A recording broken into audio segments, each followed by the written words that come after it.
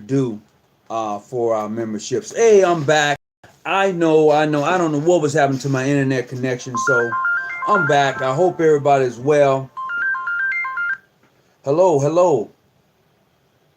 I guess people are trying to call me to let me know that I'm freezing up. I'm doing something. But tonight we're talking about, are we as Freemasons relevant?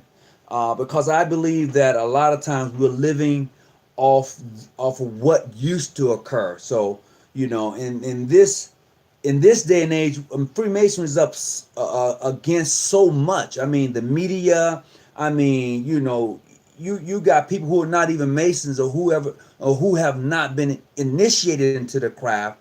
They flashing signs and stuff like that. So, I, as an individual, believe that we are relevant, but right now it's hard. It's tough, and we as Masons, we have to show how we're together, because so many times we're caught up in these Facebook groups. Greetings, everyone that's coming back on. We're caught up in these Facebook groups to where we're at odds, and we're Masons. We're supposed to be civil, and I think that was Brother New King Era who said that sometimes you have to be disobedient, and I got that. But in the process of being disobedient, we must realize that who we are and what we stand for, there's a way of going about things. That's all I'm saying. And tonight I have on here Brother Phil Jackson. Is that Brother Phil Jackson? Go ahead back and introduce yourself and tell me what Grand Lodge you're from. I'm Brother Phil Jackson, past master of Antioch Lodge 192 in Hattiesburg, Mississippi. I work under the most worshipful King Hiram Grand Lodge, ancient free and accepted Mason in the state of Mississippi.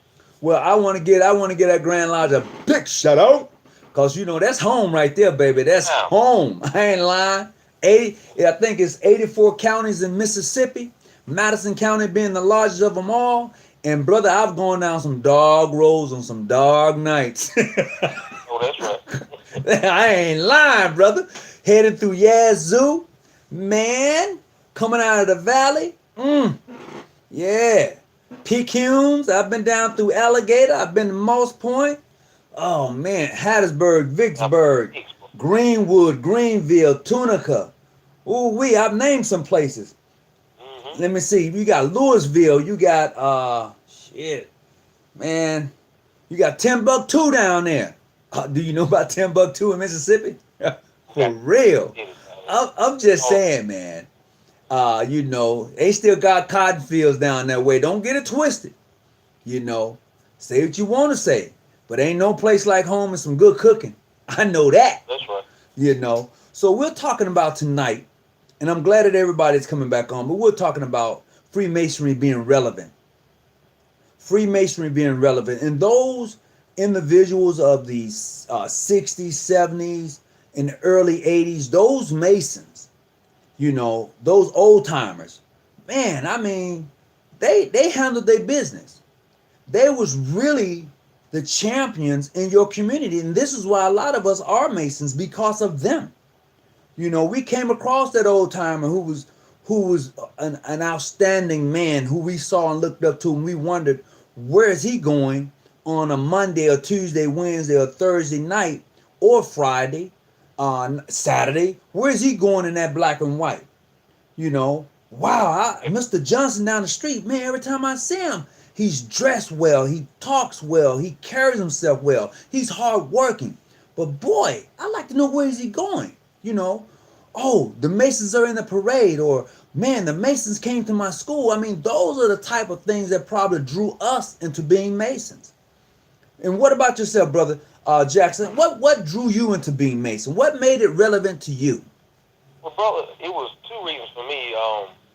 I've always carried family tradition on a high pedestal for me. Starting back as early as with my grandfather and my grandmother. My mom's side was Mason, Eastern Star. All of his boys was Masons. Military police officers. And I carried out the police officers and the Masonic part of it. I'm the only one that I know of out of all of my cousins and anyone in my family that's still a part of the organization. I've actually stumbled across going to the graveyard. I go out there every Thanksgiving or Christmas to do their flowers, and ran across there one of my great great grandfather, 1800s, and it had a square and a compass on his grave, and his wife had the star on hers. So I mean, I've never heard of these people before, but it's tradition. And it made me proud. I was like, wow, okay, I thought it started here, but it goes back 2 generations before then. You know what I'm saying? Right. So that's something I'm proud of, man. Also, and I had a good friend of mine that drugged me into it. He said, you ever thought about being a Mason? I said, man, them folks, he said, I don't know. I said, I thought about it. I said, I've heard they crazy. They do this. You got all kind of swords and ropes and stuff like that. And I was curious. I've never heard nothing bad about it, but it just seemed like a little too sketchy for me. Right. I just noticed those guys that were a part of it were upright men, and they, a lot of times, man, they were good men, but you didn't know they were Masons until they died. You know what I'm trying to say? Right. They were very, very, they were quiet about their work. They didn't broadcast what they were. They were just who they were. You know what I'm saying? This man, he was a good man, hard working, stayed on the job for 20, 30 years, took care of his family. Oh, and he also was a member of the lodge, the local lodge. You know what I'm saying? Yeah. And, and it's something like that. Okay, he was always something different about Mr. So-and-so that stayed up the street. Yeah. You know what I'm saying? There was always something different about him. So I don't know if we have any sisters on right now, but my question would be to the sisters, the same thing. What inspired you, sisters, to become a member of the Order of the Eastern Star? What lady, what woman that you was around that inspired you to say, wow, I want to be a part of that organization? I'm not talking about the ones that you see all cutting up. I'm not talking about the ones you see like to turn up. I'm not talking about that type of sister. I'm talking about that type of sister that reminded you maybe of your mother, maybe of your aunt, maybe of a dear friend, maybe of someone that you emulated and wanted to be like while she was emulating 5 other females.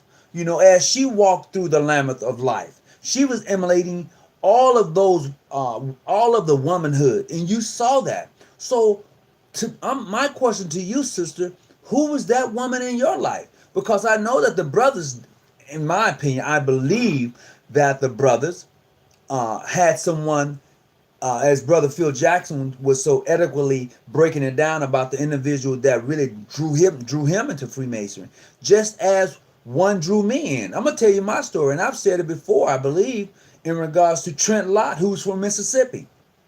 I saw as a youngster coming up, there was a politician that was in some deep water, from the story I remember, and Trent Lott said, before I would let him go down, I'm going down. And I was like, that's deep. That's deep. And I used to work at the I wanted not Woodfield there in Mississippi, but it was one of those centers to where you had to go get your medication if you don't want to find yourself at Woodfield. You know what I mean? As some type of center for those who was had mental illness. Whitfield. Yeah, you've heard of Woodfield, haven't you? Yeah. Oh, okay. So there was a brother there who was a Prince Hall Mason, not PHO but PHA, and he asked me. He was like, "Young man, I think you'll make a good Mason," and I was getting ready to join before I came to California. And the thing is I believe that when an individual sees that in you, and they ask you to become a member of the fraternal order, it's a privilege, man. I'm telling you. So when I got here to California, I found a group of men. I was introduced to by a sister. And I've been in the same lodge ever since. And it was because of those group of men that inspired me to be the best Mason I can be. And I believe that we have those. We have had them. And I believe there's some still around, but boy, they're hard to find. Far and few between, bro. And this is where we're at, But hey, I believe that we can do better.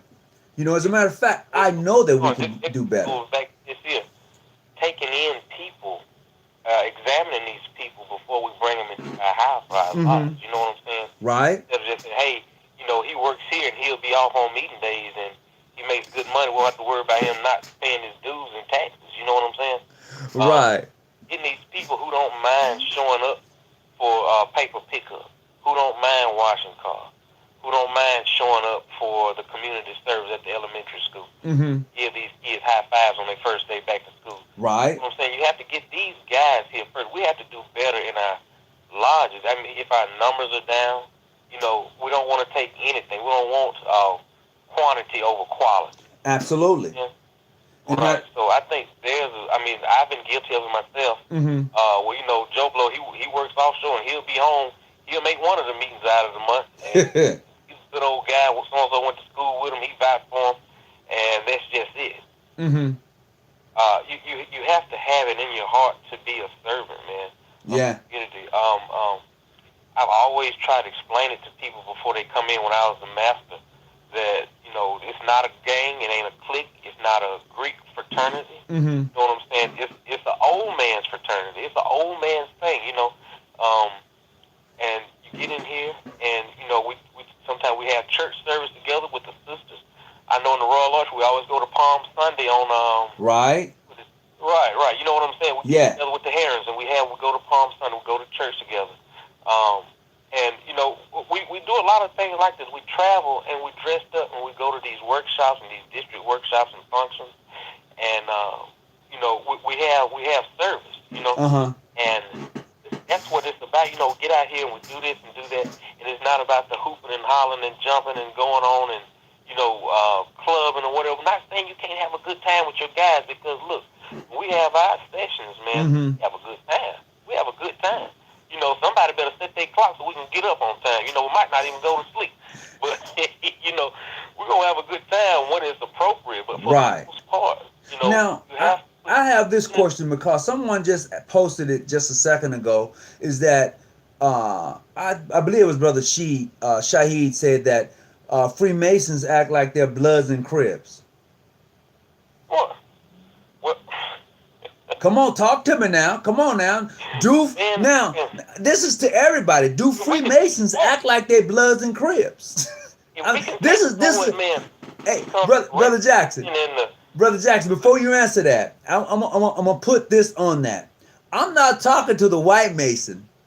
let me distinguish. I'm talking to the black Masons. I'm talking to International, Modern Free, PHO, PHA, Ancient Free and Accepted. I'm talking to us, all right? Do black Masons act as if they are Bloods and Crips? That's the question. There should be a show on that, but go ahead. And I'm going to tell you what, this is just my opinion, and my opinion does not speak for my lodge or my organization I'm a part of.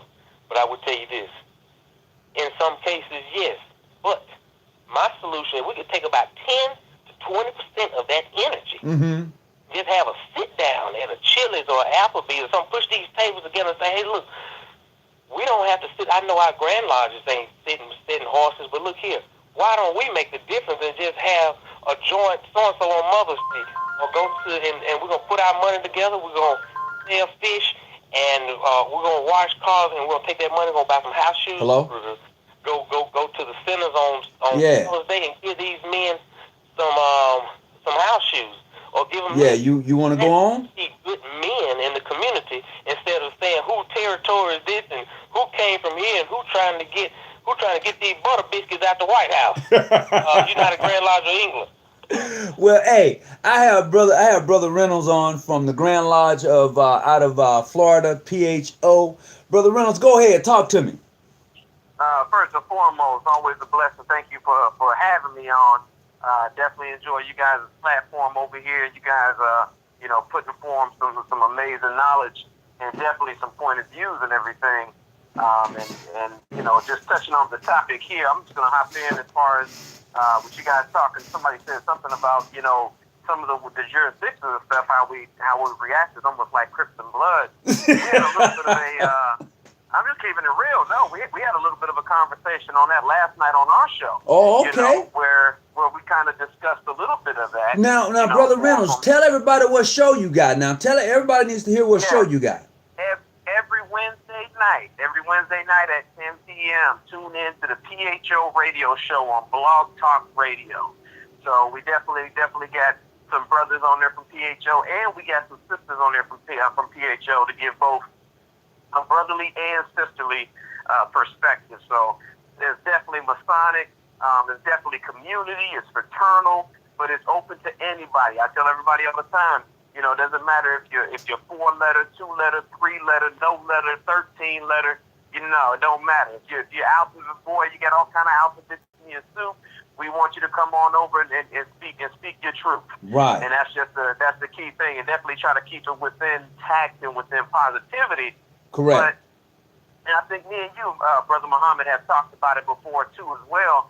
You know, a lot of times, you know, on these pages and everything, sometimes it's really not cool to go ahead and get in an argument with a fool, because from a distance it's kind of hard to tell who's the fool. You know, once you get kind of pulled into that. So when you have somebody that's reacting like that, remember this: just how brotherly are they? You know, think about that. Just how brotherly are they? Right. You know, a lot of people fail to realize, and I probably sound like a broken record, but remember this: when African Grand Lodge, and I didn't say Prince Paul Grand Lodge, I said African Grand Lodge. Okay. These brothers, when they started this lodge here in the United States, they knew what they were doing. African Grand Lodge didn't hear anything back from England. They didn't say, oh man, what are we going to do? No, they declared themselves independent. They declared themselves independent because they weren't getting recognized by anybody that was over here. Why? Probably more or less because there was a little thing called slavery at the time. Say right that. Or wrong. Okay, right or wrong. Right. So one of the best things that they've done within minority communities is what I like to call the conditioning of the Roman Colosseum. They don't teach you to go ahead and create anymore. They teach you to compete. And what they go ahead and teach you to compete with really is yourself. So that has dwindled down into everything else that we do have. So now we can't go ahead and come together as either you being John G. Jones, four-letter organization, or me being PHO. Now we got to go ahead and stand by our legitimacy. No, this is my block. No, this is your block. And that's what you see kind of happen within Freemasonry, and it just tears down everything that we do represent. So when you ask, and everybody says, man, sometimes that, oh, man, well, Freemasonry is kind of dying down. Well, remember this. What kind of example are people seeing when they see us? Always remember that. Always remember that. When I go out there and I'm wearing my light and I have my past master's watch on, I got my ring on the other hand, and people see that, what do they see when they see me? I love that. That was a great line on the movie The Equalizer with Denzel Washington. And the guy told him across the hall, you know, he was trying to be smart. He told him, he said, I got a question for you. What do you see when you look at me? Right. And Denzel flipped it on him. He said, oh no. He said, no, what do you see when you look at me? And got up and ran off from the table. So you gotta remember this, and you gotta ask yourself this. What do people see in the community when they look at me? That's what you should be asking yourself. Because if you're not representing yourself the right way, if you're just all, as I like to say, all puffed up and excited because you got all these different degrees and everything from there, you are defeating the whole purpose of Freemasonry. And always remember this: the organization does not make a man a Freemason. The organization does not make a man a Freemason. Go ahead. Freemason is evolved and he's involved. He's evolved and he's involved. Always remember that. Okay. But see, that's what gets us. And I mean, you know, Brother Phil Jackson, being from Mississippi, we both are from Mississippi. I can clearly say, even now, being my age, when I go home, there are just some places I know I don't want to go. That's right. And that's truth. I mean, when I'm there, yeah, I can cruise around, I can drive and do all, yeah. But at a certain time of night, still to this day, 219, there's just some places I don't want to be caught in Mississippi. Period. So when we think about this gang mentality, not only amongst us, but I think about it amongst them too, because there are people who live that alternate lifestyle who are Masons, such as being in a Klansman, such as being a skinhead, such as being or anything else outside of what we would say being that of a Freemason. They're there. And the thing is that, as you've said, what do people say when they look at me?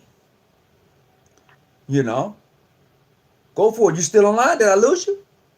No, I'm sitting out. Listen, man. Sometimes it's time for me to go ahead and soak it in myself because you guys dropped some serious knowledge. You're right.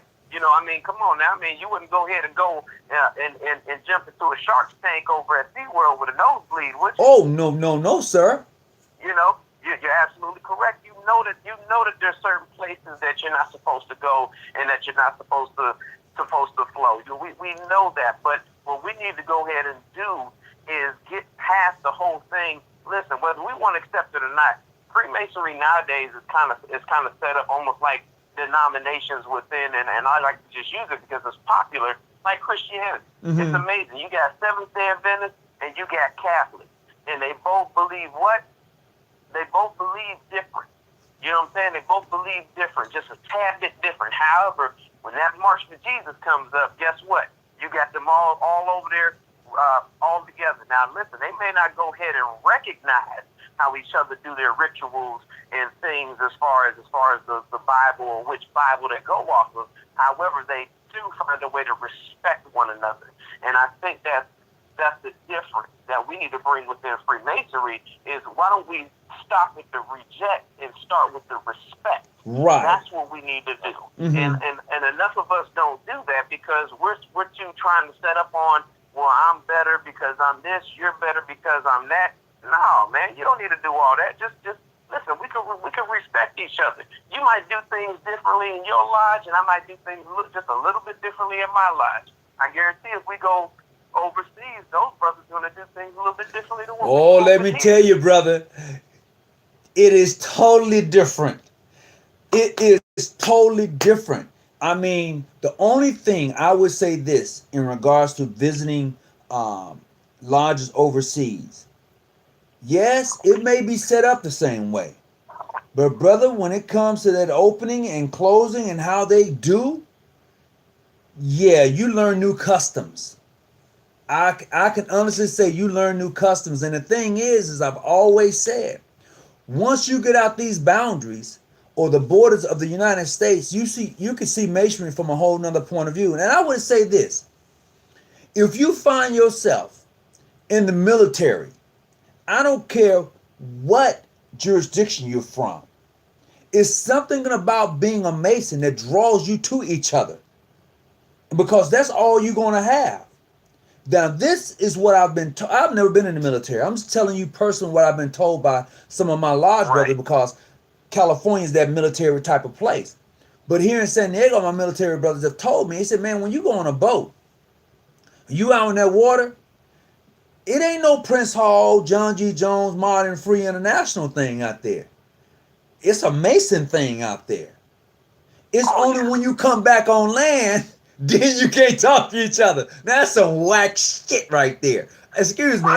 Excuse me. That's the crazy thing about it. You know, that right there is what you call it straight insanity. I mean, that's ridiculous, man. And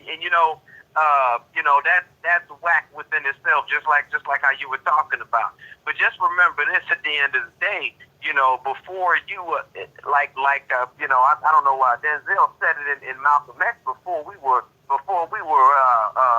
Masons, you know, we were black. Before we were Christians, we were this. Before we were that, you know what I'm saying? We were that. Absolutely. You gotta recognize that as a factor too within your communities, man. When you're looking at your communities, why are you going ahead and set tripping? There's no reason to set trip. It should be what? It should be, you should have that trowel, you should have that cement nice and thick in the bucket, and you should be going ahead and spreading nothing but brotherly love is what you should be spreading. That should be the key thing is brotherly love. It shouldn't be a thing of competition. It should be a thing of creation. And remember, the reason why we all feel connected with one another, the reason why we even feel connected with one another, or just being on the phone line right now, is because we went through the ritual. Remember, it was a ritual that linked us all together, not just with the degrees, but it was with mind, it was with body, it was with spirit. It was with that trifecta. It was with mind, it was with body, and it was with spirit. So there was what? There was thought, feeling and there was action that was involved into that ritual that links us all together. And that's the feeling that you feel even when you're around a brother. Sometimes you even be around a brother and you guys just be talking. You don't even know why. You guys are kind of vibing, but you know you're putting off that same aura. You're putting off that same energy. You know, but that's what we got to go ahead and go off of. We need to put that positivity, you know, back into the nativity of Freemasonry. Mm-hmm. That's what we need to go ahead and do. That's what we need to go ahead and build on. The cornerstone that we need to have with Freemasonry nowadays, and I would even say just more or less for minority Freemasonry, because we're split up, if you ask me, more than anything. You know, because we're fighting for recognition. If you're looking for the recognition that most of us are fighting for, I mean, it's for nothing. You know, I mean, it's for nothing. There's no accrediting agency out there. I hate to tell you this, for Freemasonry. Mm-hmm. There is not. There is no accredited agency for Freemasonry. Trust me, you can trust and believe that. And if you're looking for it to go ahead and come from the United Grand Lodge of England, you can send that on by. You can send that off to the by and by, especially just a second. Hey, Brother Jackson. Hey. You could jump into this now. You just can't be the Lone Ranger just holding my phone line up now. You sat there, you've been quiet for the next 3 or 4 minutes now. You can go ahead and say what you got to say, because I want Christopher Jackson. I just saw his name come up. I want Christopher Jackson to give me a call at 619-286-0642. I need Christopher Jackson to give me that call because I saw his name come up. I'm going to get off because I want to hear Brother Jackson myself. Well, I appreciate you coming on, bro. I really do. Thank you. I'm going to say this real quick. One thing that's crazy down here in the South is any of those brothers, United Grand Lodge, known as the Grand Lodge of Mississippi, it's the mainstream. Uh-huh. Okay. Down here, I was asking one of my coworkers, I said, I could never sit in your lodge, or I could never petition to join your lodge. His lodge is a Confederate lodge that's called, the name of it is Bunker Hill, and they dress up in their whole Confederate gear, like we wear our black and white. They wear their Confederate gear. You know what I'm saying? So it's nowhere. I mean, I would never be accepted anywhere in that. So why would I seek recognition from a Grand Lodge or a United Grand Lodge of England who recognizes, that still recognizes racism, man? What I'm saying is the segregation between the two. You know what I'm saying? I've known brothers outside of Mississippi that I used to ride motorcycles with, black and white, sit in the same lodge. F&AM does not Prince Hall. You know what I'm trying to say? Right. So, we need to get our stuff together, man. It takes us, just like you said, the Crips and Bloods of somebody brought that up earlier. Put 10% of that energy into making a difference, man. And I'm let Brother Christopher Jackson get on, man, because I'm ready for this end. All right. Well, I appreciate you and thank you for your comments. Yes, sir. Y'all have a good one. Okay. Yeah, go ahead there, Brother Rollins. No, he's definitely right. I mean, that's something that definitely needs to come to. And, you know, it really, what it does, it takes that snowball effect, you know. Get some of those brothers, you know, kind of coming together, man, with all the jurisdictions that want to come together, whether it's Modern Free, PHO. I know down here within my own state, you know, we got, John G. Jones affiliation that meet up on St. John's Day. We got Modern Free that meets with us. Our Grandmaster Cleon Williams, I mean, he does a great job just keeping in contact with those gentlemen. Modern Free, I think the only ones we don't really have is PHA and International, you know, for the most part. But, you know, and I mean, I imagine International may be a matter of time, but what we need to have is really, quite frankly, I don't know if we can call it a united, you know, Masonic union or something like that we come up with, that everybody just kind of come together maybe once a year or something, some kind of united council where nobody has to say, well, who's going to be head of the council? No, we could just make it just like it's a gathering or something, you know, where everybody comes together from all your different, you know, jurisdictions and everything from there, you know, rather than stand in the winds and just look at the differences and everything. Let's try to focus on the similarity. Well, here's the thing. What Grandmaster has the balls enough to put that out. And people not only respect them enough, but would actually go, because that Grand Master said, look, I'm inviting you to come to my state for this grand occasion where we want all Masons. If you are a part of these jurisdictions for which we know exist, and we may not have recognition where we can sit in a Masonic lodge together, but I'm asking you to come on and hang out with me. Hold on just a second. Yep. Hello? Yes, sir. Hey, now you know I had to get you, right? What you mean? What you mean? Hey, we're going to talk offline, because I'm going to tell you right now. I'm going to say this right now.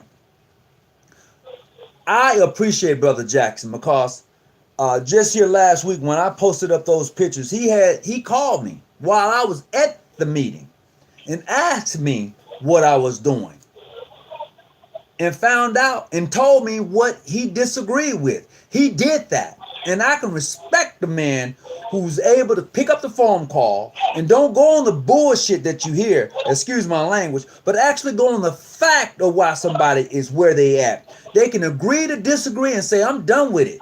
I'm cool. That's you.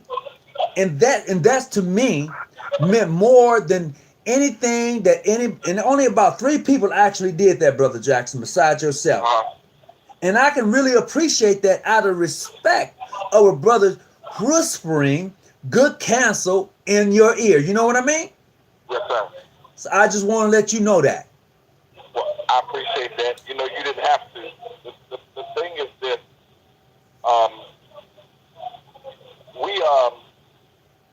A lot of us, we read the drill and drama of the rituals all the time, but we never find out what those words allude to, or put those words into our heart. I was speaking about on the show earlier when I said the practice of what makes you a Jew is the cutting of the foreskin of your penis to circumcise you. But if you don't know what circumcision of the heart is, you will continue to be a ruffian no matter how many degrees you have. Right. Because we deal more with emotion than information. Now, I said to you, you said, well, it wasn't a tiled lodge. Now, the main thing that most people miss about that whole ordeal was it was an installation, which meant anyone could show. And so if it was just an issue where only Masons were allowed to be there or could be there, then that was a Masonic function. Right. It wasn't. There are people who would say, well, you shouldn't have been there at all. You don't do this, that, you violate the obligation. Actually, you didn't violate the obligation if you're trying to be technical about it. Because it says, I will not be present at the making of a woman to be a Mason. Well, here's the thing. This is what people don't get about that whole ordeal. Even if you were there, and it was the making of a Mason as a woman, that's their jurisdiction. In the Moorish Science Temple, it says, what is our profit to us? Because it's saying to the Moors, who is Drew Ali to them? Ali may just be some dude in the street to the next man. Right. Elijah Muhammad is the prophet to the nation of Islam. Master Fard Muhammad was God in the flesh to the nation of Islam. He may have been whatever they wanted him to be to somewhere else. So, some things we stand real firm and strong on in this order. Right. And like I kept telling them on the page, I don't care nothing about you being in this 50 years. I don't care nothing about who your position is. None of that. you are a woman, and you cannot prove that you are a man. You said it. Um, um, so, a lot of sisters didn't like it Mm-hmm. because, to say, female masonry has been around for such amount of time. You are correct. It is. It's co-masonry in the United States. It's all kinds of stuff Mm-hmm. because it's always inclusion about a lot of things. But here's where we miss the boat on a lot of that. Ancient craft masonry is before the ratification of 1813. Okay. Ancient craft masonry is why you say from the Holy of St. John of Jerusalem. Mm-hmm. Because the word St. John let everyone know you were from the old law. You were an old ancient mason. Mm-hmm. The ritualistic practice of what we talk about is to tell people what type of mason you are. That's why Prince Hall has their own ritual and certain drill and drama of what they say in there. Let people know, okay, I know where you're from. Mm-hmm. So I have to keep on talking. Everyone has their own. I keep telling people the word ritual means right. R-I-T-E. Mm-hmm. There are a lot of different rituals, so there are a lot of different rites. Correct. What people do in their rites is their business. Mm-hmm. It does not. You can't. I go through this in another because brothers talk about you can open up in the EA degree. Well, what you do, what different grand lodges do in their own. Where you got to be multi-ritualistic. Well, no, you have to be multi-ritualistic. If I go to Peru and they open up in the ritual, I'm an observer. I don't speak anything concerning their tongue. That's it. I'm an observer. See, you go places to be an observer.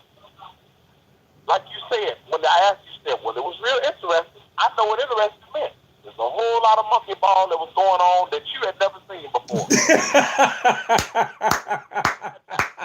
You were like, oh, okay. Well, all right. Because people have to understand. People have to understand. Oh boy. There's only one body of work on the Scottish Rite side, and it has various levels in it. There were no women. There was a whole lot of things. Certain things were put here, certain things were put there. The women were created by a couple of brothers. I mean, not by brothers. Robert Morris and McCoy, and they did their thing.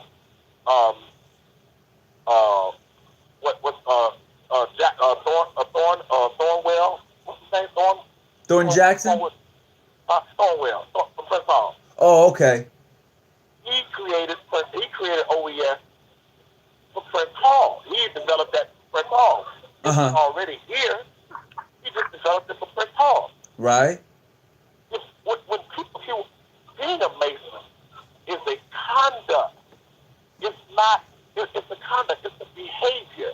It's not something that you can wear. It's not something that you can say, well, I'm a Mason. Well, what makes you a Mason? Well, I got this, that, and other. That don't make you a Mason. Mm-hmm. Obligation makes you a Mason. How you, as close as you keep your obligation to your chest, that's what makes you a Mason. That's what makes you different than everyone else. It's supposed to be about being a good man already. Right. And becoming a part of a society of good men who become better men. Correct.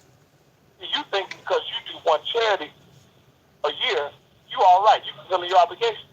It's supposed to be about charity all the time. It's day and night.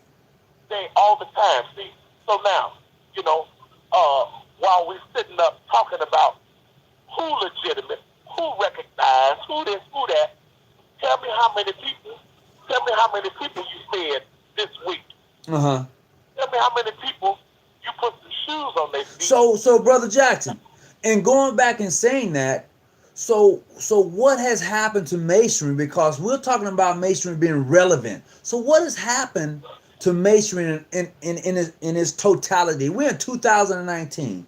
Is Mason as relevant as it was in the 70s or in the 80s or even in the 60s? Is masonry more relevant now than it was then, or are we just in this? We're riding this horse and not doing anything with it. Well, it's always been relevant. Where the problem is what I've been saying for years. We have we stopped waiting with patience. We stopped having strict trials and due examination of candidates. We don't start having strict trial and due examination until somebody asks you something.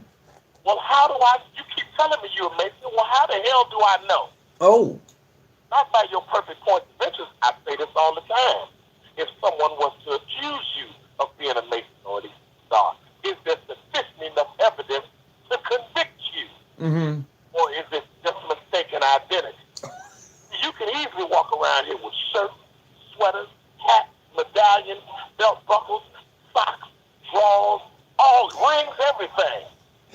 Oh my God, he said draws. Okay. All right. It makes you a Mason. You see, like a lot of the brothers in the fraternities, when they're brand new, they got all their regalia on. You know, the Qs that have a brand new gold boot. You know, he's a neophyte.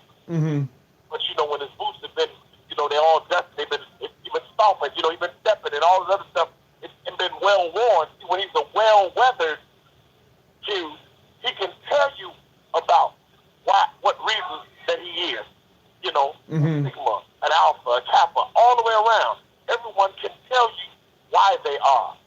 It's more than just about being in the colors. See, it's more than just wearing the medallion. So you're talking about relevancy. Okay, being relevant, being an issue, being a factor. Okay.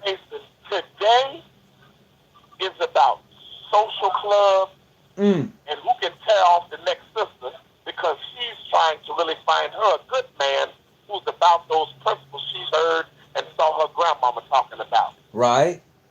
But you don't want to do that. You want to be with your wife who is sister and tearing off another sister who's your wife. I mean, we've all done something. But the problem is, you're not really proud of what you're in. You have shame about what you're in. Right. Because it ain't going the way you want it to go. You're mad, so you want to start another Grand Lodge. Mad, you want to start another lodge. Well, I'm gonna say this. Hold on, brother Jackson. I'm gonna say this. The brother just posted I guess his name is Me Too. He said the caller is boring. Well, I tell you what, brother brother Me Too. If you want to get some of this, I'm gonna give you another phone line to call in, brother Reynolds. Yeah. You still online, brother Reynolds? I'm right here. I want you to close this line off, and then I'm gonna call you back. All right? Who said Yeah, go ahead and do your thing. He can call my phone. I joined him in on the call. Okay. Who said the call is for? This brother by the name of Me Too. His METOO. He said the caller is boring. Okay. Well, here's the thing. All right, I'm gonna let y'all handle that. Hey, you brothers travel light. Thanks for having me on. Some more to be. So more be, bro. I appreciate you. See, here's the thing. There's nothing in life that's going to be always enriching. Ain't nobody on this phone call to uplift you. I'm going to reach one person. So if you feel like I'm boring, you can do a few things. You can always log off and find you something else to talk about. Get on the regular versus irregular page. Ooh. Talk about that. Yeah. Yeah, you can go there. You can have that. Matter of fact, go buy your child something. Pay your child support. Go to your mama's house to shovel some snow. Right. Matter of fact, tell your girl you really don't want to marry her. You just wasting her time. There's a whole lot of things that you can find that can get you something to do since everything is so boring. If it's boring, get yourself in your ritual and learn what you need to do. Find you another position in the lodge. Since you're bored. Well, I'm just saying, I told him, hey, you know me, I tell a brother quick, you can call in. You don't just have to set alibi. Call in and make it do what it do. Don't hold up. The caller is boring. I ain't never been boring. Hopefully he's talking about me. I hope he's talking about me. Oh my goodness. Because I don't know what he thinks, what he heard, or what somebody told him. I ain't him. I don't do all of that trying and going through and what is this and dripping and holding all this, that, other. You sit in front. Let me see you by your work. You walking around with your $200-$300 change, the bunk, because you got it all outside your clothes. Can you defend it? And I ain't talking about some little funky ass how to protect your emblem paper. Ooh. Do you tuck it in when you get around brothers? Or can you stand on your square by your behavior? About some questions you can ask. Yeah. You know how some of them get now. Some of them see you coming, they do this. They they don't, They tuck their chain like people walking around. Man, they put it away quick. Yeah, you're going to be whispering all up in my ear, holding on my hand, rubbing my knuckles. This ain't Atlanta. Oh my God. I just want to see your passion. Don't no grown man ask me about no damn passion. I'm telling you a true story a brother did to me. I just want to see your passion. What? You want to see what I've remembered? That's all you're doing. When you approach a man and you ask him, who is he, where he's from, what's his life and grand life? Oh, you just want to see if your people recognize me. Well, I'm recognized by any door I knock on. Any door I knock on, that's who I'm recognized by. Right. Wherever I want to go. And see, that's the thing. I mean, I'm checking him out. He's like, well, the caller must be mad. It is not that he's mad, but if you have something that's going to be relevant to the show, you can call in. I mean, you don't have to just be the keyboard guy or the sister. You can actually call into this show. And Brother Jackson and I, this is what separates this show from any other show. You can call this show. I don't care what your jurisdiction is. You don't even have to be a Mason. But the ideal is that this show is that type where we're going to get it in. That's all I'm saying. There are very few brothers. There are very few. See, one of the things that I don't like is hypocrisy. Now, there are a lot of brothers from Press Hall who will call in or who will sit up and have discussions about masonry, about whatever. But if they're found out to have been having discussion with somebody who ain't Press Hall, they get expelled. See, I don't deal with that. I wish a nigga would tell me I can't talk to somebody and he ain't expelled from a trial. That's about all that you can tell me. I can't talk to a man masonically like that. This is about conduct. So you want to tell me because your people don't recognize me, I can't talk to you? Do you see the concern in my face about what you recognize? You walking around here looking and loving and desiring the accreditation of white folks who don't give a rat's ass about you. But you, your own brother, you got your people mixed up. Boot-licking ass, Steven ass nigga. That's who you really are. You ain't Django. You been talking that mess. Now, since you want to ask me about man, I ain't even talking to him. I'm talking to you. Hold on. How they see it? Hello. Hello. Hey, is this Sister Erica? This is. Hey, girl, what's going on with you, Sister Erica? Nothing much. What's up? What's going on with you? Hey, I'm on tonight's show. Are you calling in? I am. All right, then, go for it. What you got to say? I just wanted to say greetings to all, and I appreciate the conversation. It isn't about paraphernalia or regalia. It's about virtue and truth and, the things that each heroine represented in her life and living up to those standards. And I think the light connection comes from the brothers and sisters working together. That's all I wanted to say. That's all you want to say? Well, you said a lot, and I appreciate you coming on and sharing that. And I have Brother Jackson on the other line. He's from Chicago, and he's definitely a diehard Mason to the core. I mean, his walk, I know him personally, so it's like that. And I really appreciate you calling in tonight and just sharing a little love. I appreciate him too.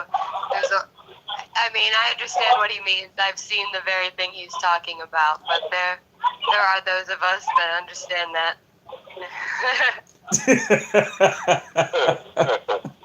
Oh yeah, for sure. But this, like I said, this is what this show is all about. Go ahead, brother Jackson. What you was gonna say?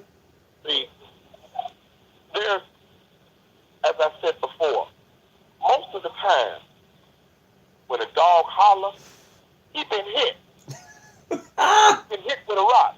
Right. You've pissed away a whole lot of your Masonic journey. Because you've been in there and you want to wait on entitlement and popularity to get you a position. Right. See, if they made brothers, when brothers want to get somebody to nominate them for a seat, and sisters, if they made brothers and sisters stand up when they get nominated, 2 minutes tell why they should be sitting in that seat, a lot of them would fail. Now I'm gonna say this here, Sister Erica. Yes. So tonight we're talking about, Freemasonry being relevant, but also Eastern Stars being relevant. So what is your opinion about the sisterhood being relevant today versus years ago, since you're a sister of the order? I believe it's relevant today because women hold more position in the workforce. They also are, the mothers and the raisers of the future generations, and behind every, her husband, or there's a man who's influenced her to become the woman that she is, and being that I am a member of the Eastern Star. I'm sorry, I'm losing connection. No, I still got you. No, I still got you. You're good. She on a cricket phone. Don't worry about it. No, she's from. You're calling in from Pennsylvania, am I right? I am. Yeah, go ahead. Now I'm thinking of what I was going to say earlier. I did join through my grandfather's, but I also had a story of my son passing away at 3 months old, and things like that got me my title and got me my nomination and made me want to do works, from the heart. So it isn't a competition. Go ahead, Brother Jackson. What Glen Lodge you out of it in Pennsylvania? Steadfast 479. Okay. Yeah, because I know Glen Lodge is there, and I know that. One of the disconnects that there's always, you ever have some food. It's like you go to the store and you see some food in the back and it's covered with gravy. It's covered with something else to try to mask the smell or the taste. We try to cover up something like when we put a lot of salt and pepper on something because you want to add taste or take something away. Yes. Most of the time, that happens with us in the order. People know all about what you should be doing, but they don't know what you should be doing. And then down at Magnolia Drive in Harrisburg, there's a Prince Hall Lodge that is graffitied and is in terrible shape, and I look at it and I think of what potential could be in Harrisburg. Because I always talk about this. I'm in a cigar group, and we were all just sitting up talking the other night, and so we talking about traveling this and that. So I brought something to the table, and I spoke about the 62-week money challenge. Don't you think about something? Time stops and history moves forward. That's true. I hope we learn to love one another. Yeah. And make the world a better place. One of the things that I don't do is I don't try to innovate what God already put here. Right. We're just extenders when you of start that. innovating, you take things out of its natural order. There's nowhere, because I speak about like the unity thing, there's nowhere on the planet, in any scripture anywhere, where it is said about unity and togetherness. It says, seek knowledge from the cradle to the grave. Some scriptures say from here to China. That means from one end of the planet to the other. That ye may know one another. If we have rule and dominion over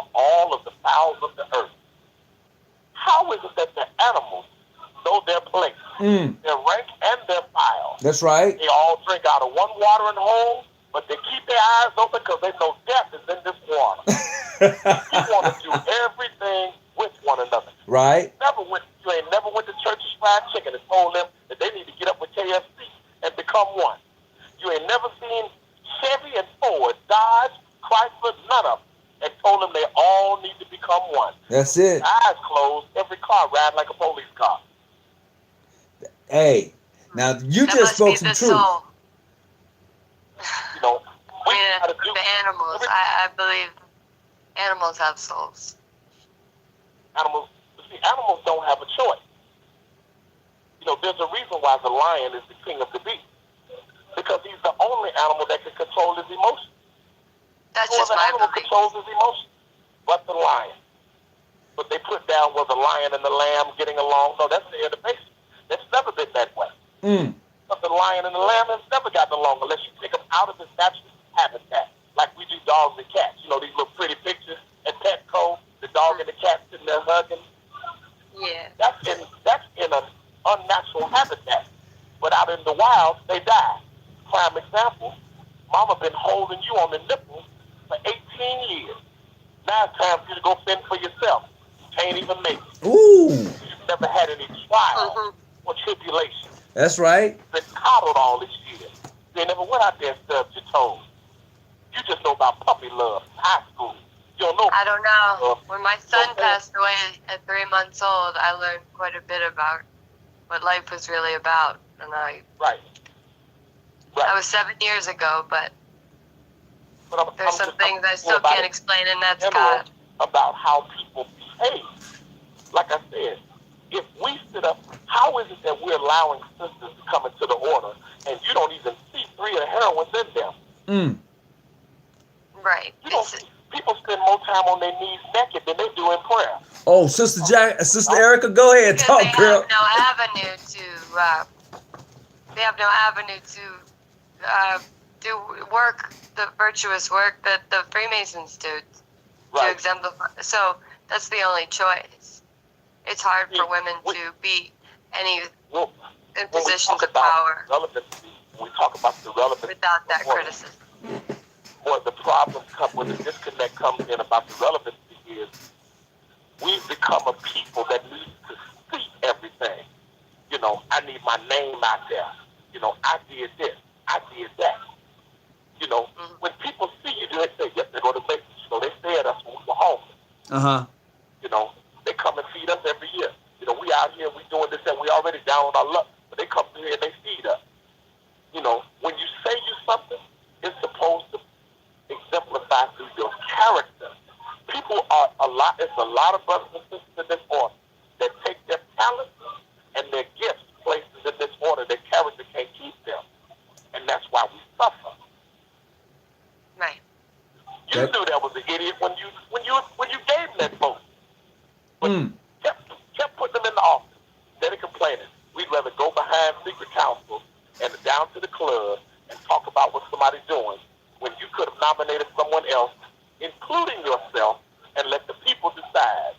But we like the good old boy network. We like to be comfortable. We like to be safe. Well, I hope to do all those things, and I'll take your advice. I'm gonna go, but I don't think we could all be family if we didn't have the same mother. Ooh. Yeah. Well, see, when we get together and do things, see, all I'm concerned with, okay, you got your hat on, you got your scarf on, you got your jacket on. I speak to you, how you doing? When I tell you where I'm from, now your whole demeanor changes. It's very, very seldom that I ever tell somebody where I'm from first. I say, hey, brother, how you doing, sister, whatever. And we greet, then they want to know where you're from. You from there. Well, what does that have to do with it? You ain't never even been out this state. How the hell you going to tell me about where I'm from? You see, well, what about sometimes I just watch my messages. I came to you with love, but you want to say, well, you're not, well, hold on, you don't drive a Chevy, so I don't want to talk to you. I'm a Ford man. See how asinine that is? You know, matter of fact, you know, you have too much hair in your head. I don't want to talk to you if you got 3 packs of hair in your head. I only talk to women with 1 pack. Right. how I look at it on anything else. And I think that's what Sister Well, Erica. Go ahead, Sister Erica. Well, I was about to get off and say I love, light, and respect, but go ahead. I was going to say that's some of the same things. I know you and I have been texting back and forth because of the bad disconnect, but I believe that is what you have been trying to convey all along, is the fact of respect, the fact of taking those 5 herons and emulate your life like they have led their life. Yep. Yes. There's such a thing as empathy, and I think human empathy goes a long way, and there's tons of ways you can empathize for others, and it doesn't have to be hatred or indifference anymore. I believe we can start again and love one another, and maybe that's a dream, but I think it's possible. Ain't nothing wrong with dreaming. Dreams bring the teamwork. But see, what she's saying has validity. Go ahead. But it's written down. It's written down in her ritual and ours. Uh-huh. How do you know? How do you know yourself to be such? All of these high principles, morals, and values. You study to show thyself approved. Right. Your perfect points of entrance. What a perfect point. Right angles, horizontals, and perpendiculars. If those are correct lines, that's geometry. Those are facts. Those aren't opinions. Well, everybody's entitled to their opinion. No, you're not. An opinion is an emotion. And if you can't prove what you're saying in this order, you're speaking from your feelings. Correct. Feelings of things you can't prove. And if you can't prove it, why you talking? Go ahead, Sister Erica. We all have emotions. In the end, I was told by my grandfather to just square your actions, because we're all entitled to having emotions as human beings. Squaring your actions. That means everything is being right and exact. Square your actions. Well, let your light shine, brother. And then we'll talk to you later. All right, sister, I appreciate you calling. Stay in touch now. I will. Hey, I'll rewatch the rest of the show. Hey, thanks for the books. Oh, no problem. All right. Love, light. Bye-bye. All right. Bye-bye. Hey, now I got another line open. If anybody else want to get some of this, call in 619-985-1184. Call it in. They want to sit behind the keyboard and lip box. The armchair maker. But see, that goes back to tonight's topic. Yep. Freemasonry being relevant. If all you ever going to do is sit behind the type box and put in your little comments about somebody else, if that's all you going to do without actually picking up the phone, calling, and really making contact with that person and having a serious dialogue about it, then you're not going to be relevant. The only thing you're doing is nothing, really. You're being a troll. In my point of view, you're being a troll. What you should do... being moist. Oh, well, you're being moist. What you should do is actually put some action behind your words that you're talking about and typing about. Put some action behind it. Don't be afraid. And that's what's wrong. I think a lot of us are afraid to do anything other than talk about. It's simple as that. Because that's the safe. Remember, I just spoke about that being safe. Brothers are safe that way. You're safe that way. You don't even want to put your real name up on Facebook pages, posts, whatever. You want to be in makeup. Being in makeup is called a lie. You want to be an illusion. I told you before, many of us are actors, man. We had through a lot of pain. A lot of guys were getting robbed in the streets. Wow. Up at lunch money daily. They were worthless in the streets. They got in this order for some protection. They got in this order for some benefit. They got in this order so they could tell the police, I'm a Mason, you can't arrest me. Now that's foolishness. Order so they could say stuff to people like they supposed. Like I saw a brother tell a woman, I'm a past master here. She said, what the hell is that? You're trying to use your status as something. He told a woman he was a past master. Yeah, I sat outside the Grand Lodge today, and a few females pulled up in the car, and he was trying to holler, and he said something. He said, I'm a past master here. said, what is that? Probably broke his heart when he said it. You know, but the point is, they look for some type of accreditation. Uh-huh. You know, don't nobody know you in these streets. Mm. You're nothing in the neighborhood. So you join the order, so now you got you some type of status. But that's where the problem went. You're supposed to get in the order when people know you in the street because you are a good man, you have some value, you are a functioning, worthwhile piece of society. Uh-huh. Don't nobody know you at your church, you really don't go. Don't nobody know you at the mosque, you really don't go there either. Mm. You don't even have a hall of learning. How you get up in here and you don't have a hall of worship to go to? Well, I just gotta believe. It said I gotta believe in God, right?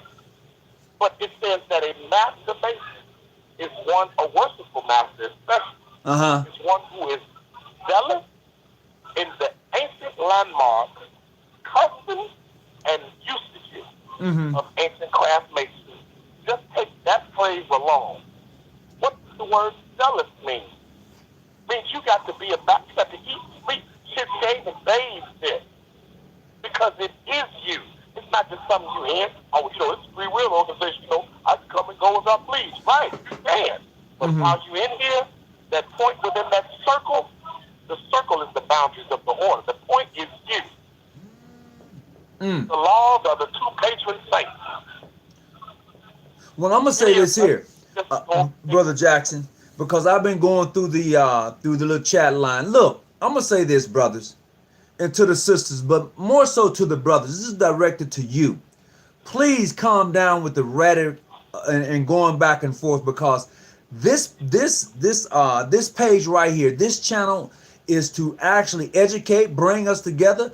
Let's have some dialogue. If you can't do that, then you know what? I'm gonna have to delete your post.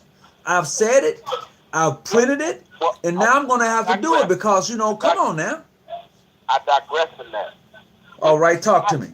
This is not Demolition Man with Stallone and Wesley Snipes. This ain't Demolition Man where everybody living above ground. You get a ticket for cussing. Everything is about peace and tranquility. Everybody's soft. So when turmoil hits, no one knows what to do. You always, every ball you throw up in the air, it comes down the same distance. It's called balance. Everything that we given, you got equal. It says equal regularity. Okay. So you need those types of comments. All they doing is exposing themselves. Ain't nobody hurting us. They ain't hurting you. They ain't hurting the page. No, they're not. They're showing other people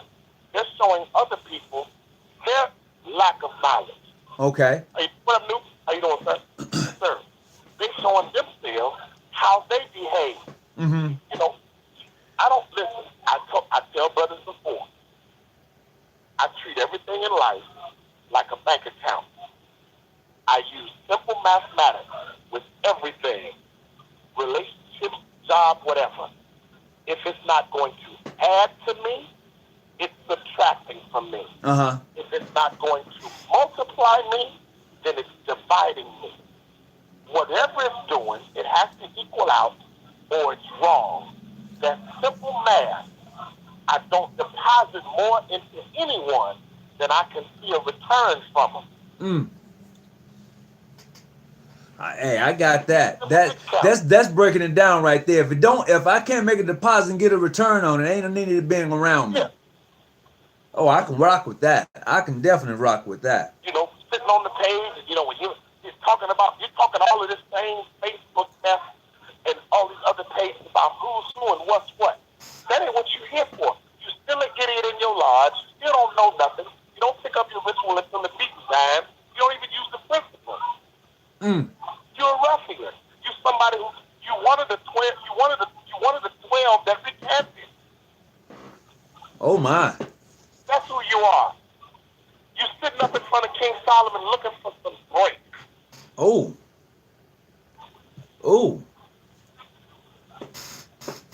Well, my thing would be this. My thing would be this is to take those very working tools that we so proudly call ourselves loving and apply that to your daily life and see what happens. You know, and this is why brothers often talk about, well, you know what, man, you know what, I know this and I know that. But if you don't apply the stuff that you say you know, then it's no good for you. You might as well just toss it to the pigs, to the swine. What did I say before? What have I said before?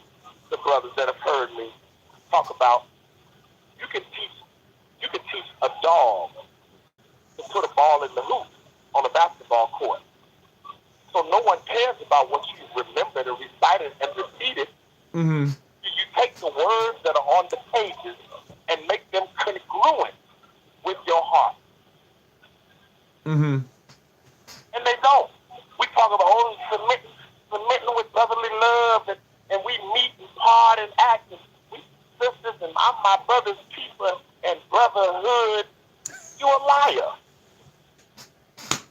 Just a liar. Oh my God. Oh boy, you got me tonight. All these Masons on this page, and they just bashing one another. Yeah, absolutely. To prove it, I ain't read anything since I called because I'm on my phone. I'm at the cigar bar. Okay. You just, after this is over with, what did you get? Yeah, I told him, yeah, I'm legitimate. You know, yeah, I told him, yeah, you don't know, I'm 3, I'm 4, I'm 3, I'm 3, I'm 4, I'm 5, I'm 6, I'm 7 11. Yeah, okay, you are. But it's still supposed to be a G in the middle of that same emblem you're all wearing. When something pop off, you got 5 different brothers from 5 different jurisdictions. A fight break off with one of them. They say, man, the Masons over there crazy. The Masons did this, that, and the other. They don't say that Prince Hall Mason. They don't say that Universal Mason. I keep telling people that, man. They think I'm lying, but I keep telling people the exact same thing. The exact same thing. You know, let's stop all of the foolishness. Prince Hall got their own problems. We're not going to play them games. International got their own problems. I said before, International had a lawsuit with a homosexual. Ooh. Yeah. International Really? had a lawsuit with a homosexual. He went home and told his mama. Wasn't no strict trial or due examination. He came in and he wasn't of proper age and he was offended. Wow. So it's a practice that they don't do anymore.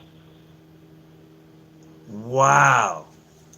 See, we don't talk about the things that are of relevancy. You got a building in D.C. that needs some money, but you worried about who is who? Yeah, they are. You got people in the Supreme Council stealing money, but you're talking about who is who? Where would many of you be in this order if you didn't get any type of gratuity for being a leader? Talk on that. Talk on that. Now that's true. That's across the board.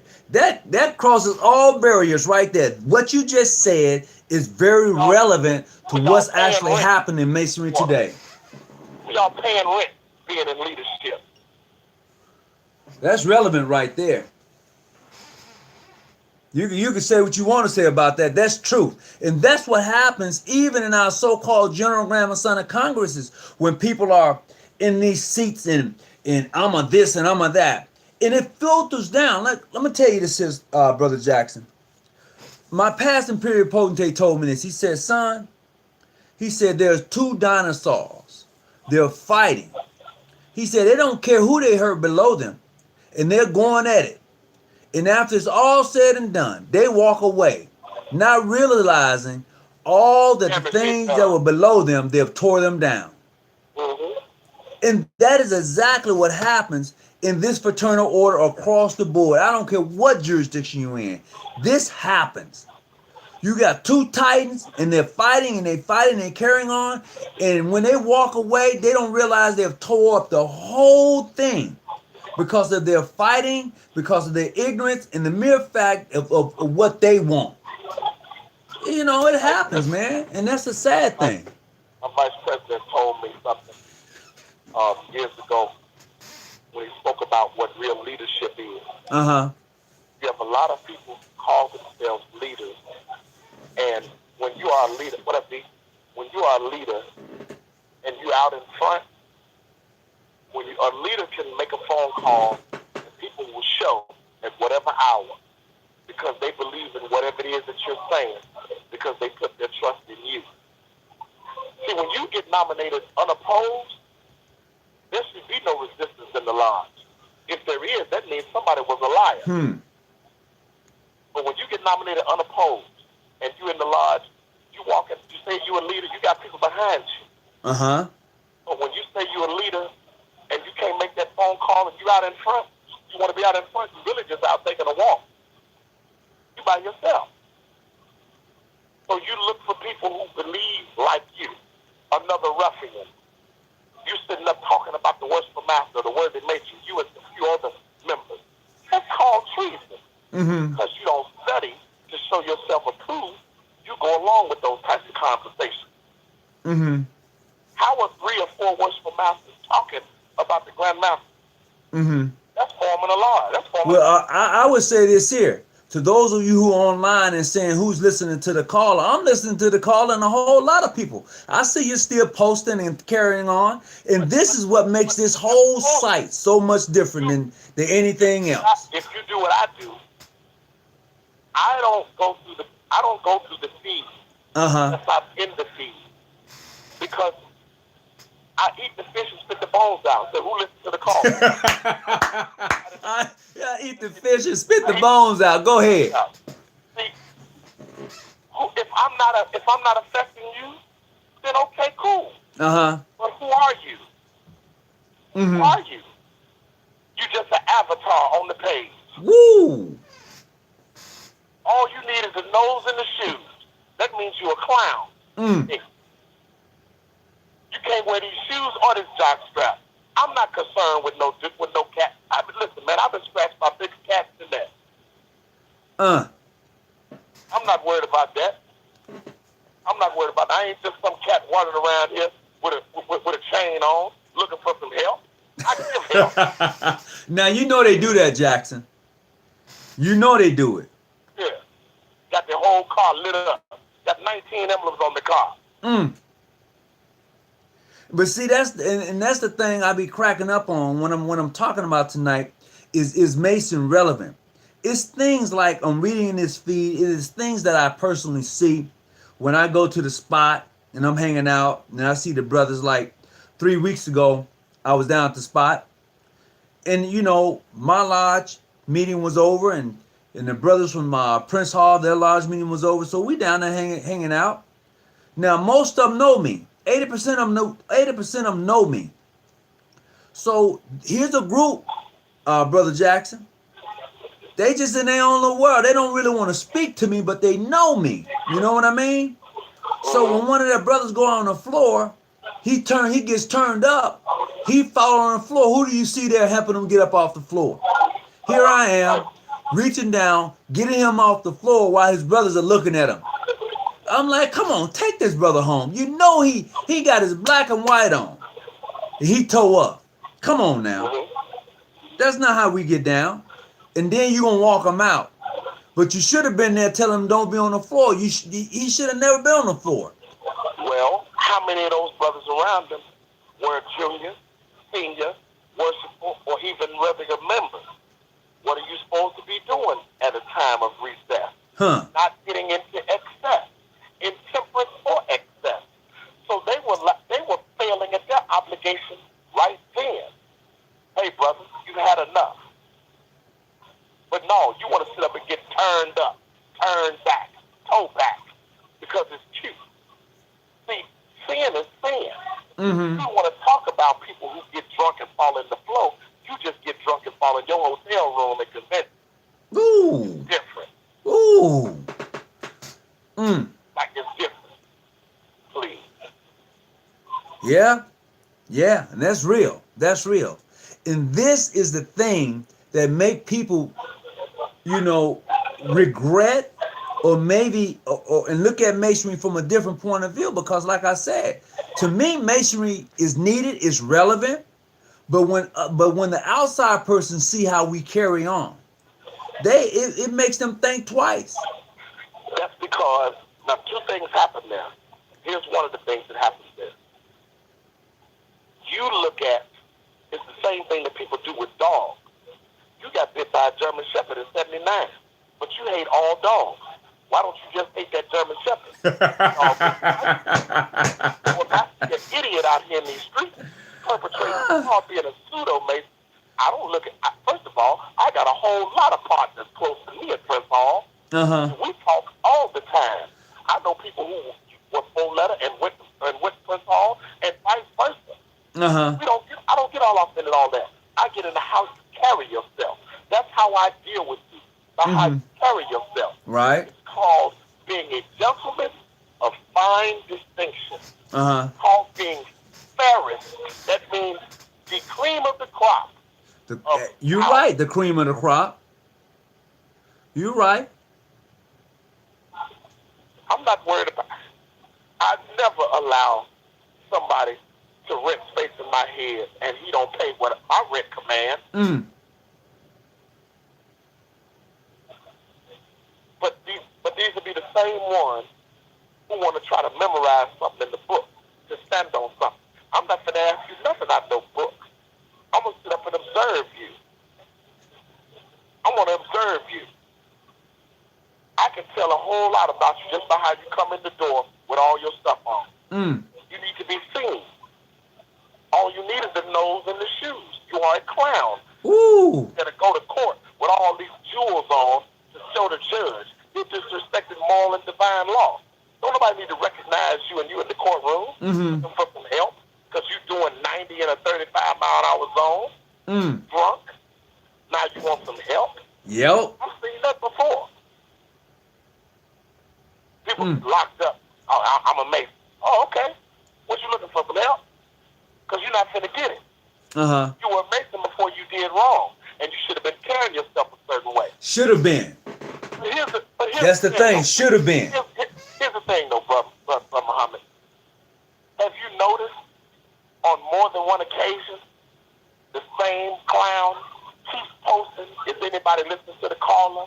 Well, if ain't nobody listening, he is, because he's still on the call. See, I take my lemons and I make lemonade. He's still on the call. Yeah. Listen, and he's soaking it up. Because he's going to see it again. He's going to see it again. He don't know how to be a steward. Ain't nobody ever done nothing for him. He ain't never carried his worshipful master's bags up to the lodge room or out at convention. Because ain't nobody ever done nothing for him. He got in because he had the money to pay for the petition. He didn't get in because he was a good man. The good men don't come in that form. If we meet, part, and act the same way, it's the character that you have. Right. I always get on the page and greet his brothers, and this, that, and other. I say something, or I don't even think I said greeters today. Some brothers say it. You don't even on the page and speak. You don't know me from a can of paint, but got something to say. That's a nigga. That ain't no brother. That's niggotry. Ooh. He said that was niggotry. Oh, Brother Jackson, I don't know where you be coming up with these words, boy. You got me like rolling right. That's niggotry. Okay. All right. Okay. Man, that's ooh-wee. That's something right there. But he'd be the first one standing out on the street, throwing a distress signal up, looking for some help. You know how they do it. Now you know how they do it. So look, it's no, I was gonna say I don't know what time it is on the West Coast, but I do know that it's about maybe a little after 9 here. It's Yeah. 7:20, because I know your wife telling you to get off the phone, so we'll get off the phone. Man, you know what? I'm just saying, bro. I mean, I know how it is. I've seen it before. You've been on the phone and you turn your head one time and I see the silhouette in the shadow and she's like, off that phone. She's like, oh my God. Brothers, I gotta go eat. No, we know what it is. Well, hey, you know, Brother Jackson, it's always fun to have you on the phone. And yeah, man, you know, I you know, I'm getting them signals. Bro. It's just, it is what it is. You know what I mean? So to everybody that was on tonight, I appreciate you, you know, but I've learned a lot. You know, Brother Jackson said, let y'all do your thing and we're going to keep on with the show. You know, because you're on here for a reason. And you're going to go back and rewatch this, and you're going to see what you wrote. But I'm guaranteeing you're going to hear something that some... Bro. Say what? Try to be an asset. I just try to be an asset. Right, right. It's a whole lot better. It's a whole lot better and easier to be in the car with me than to be in the front of the car and I'm driving.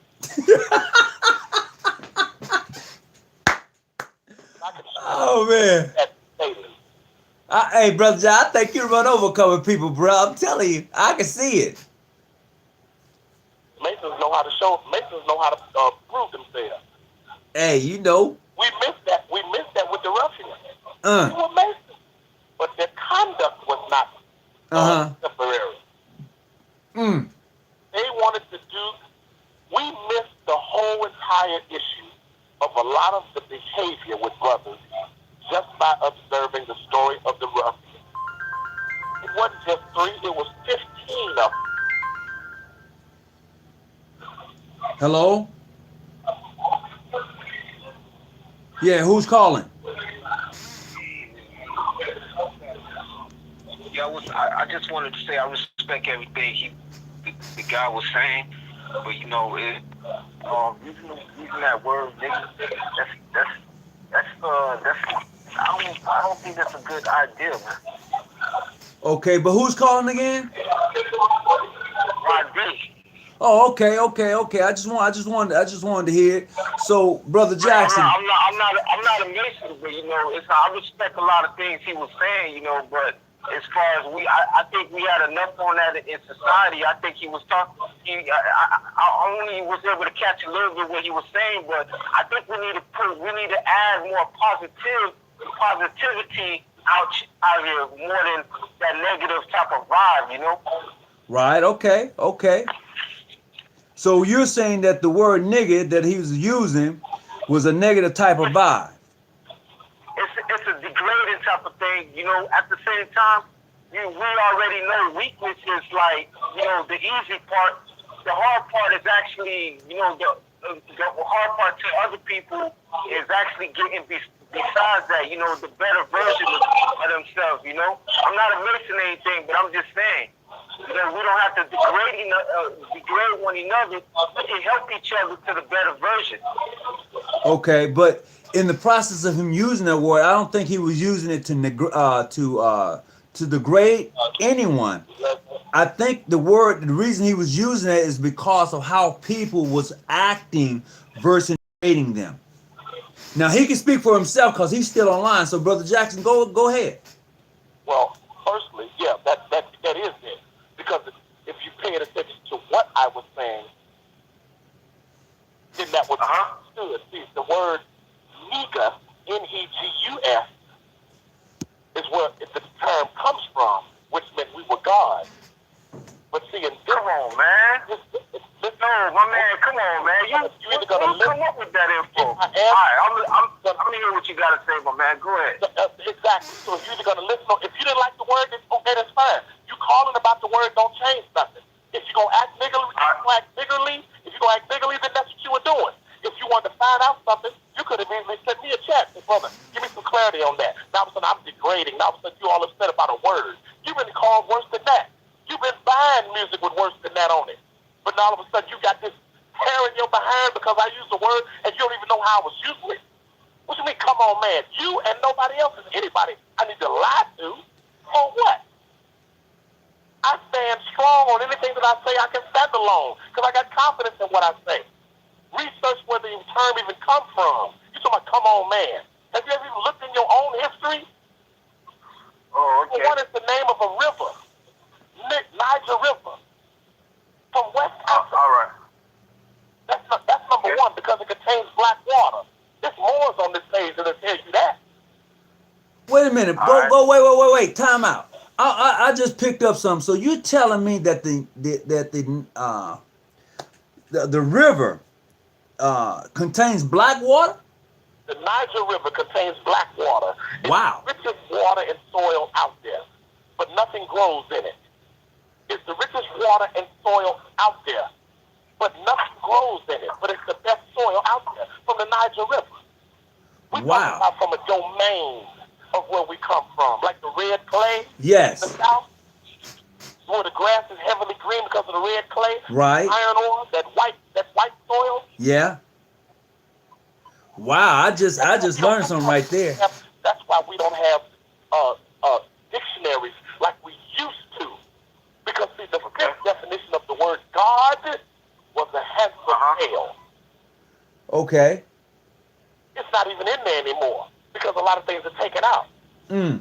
Did you even know that the word gorilla was attested to a female, a black female? That was in the dictionary.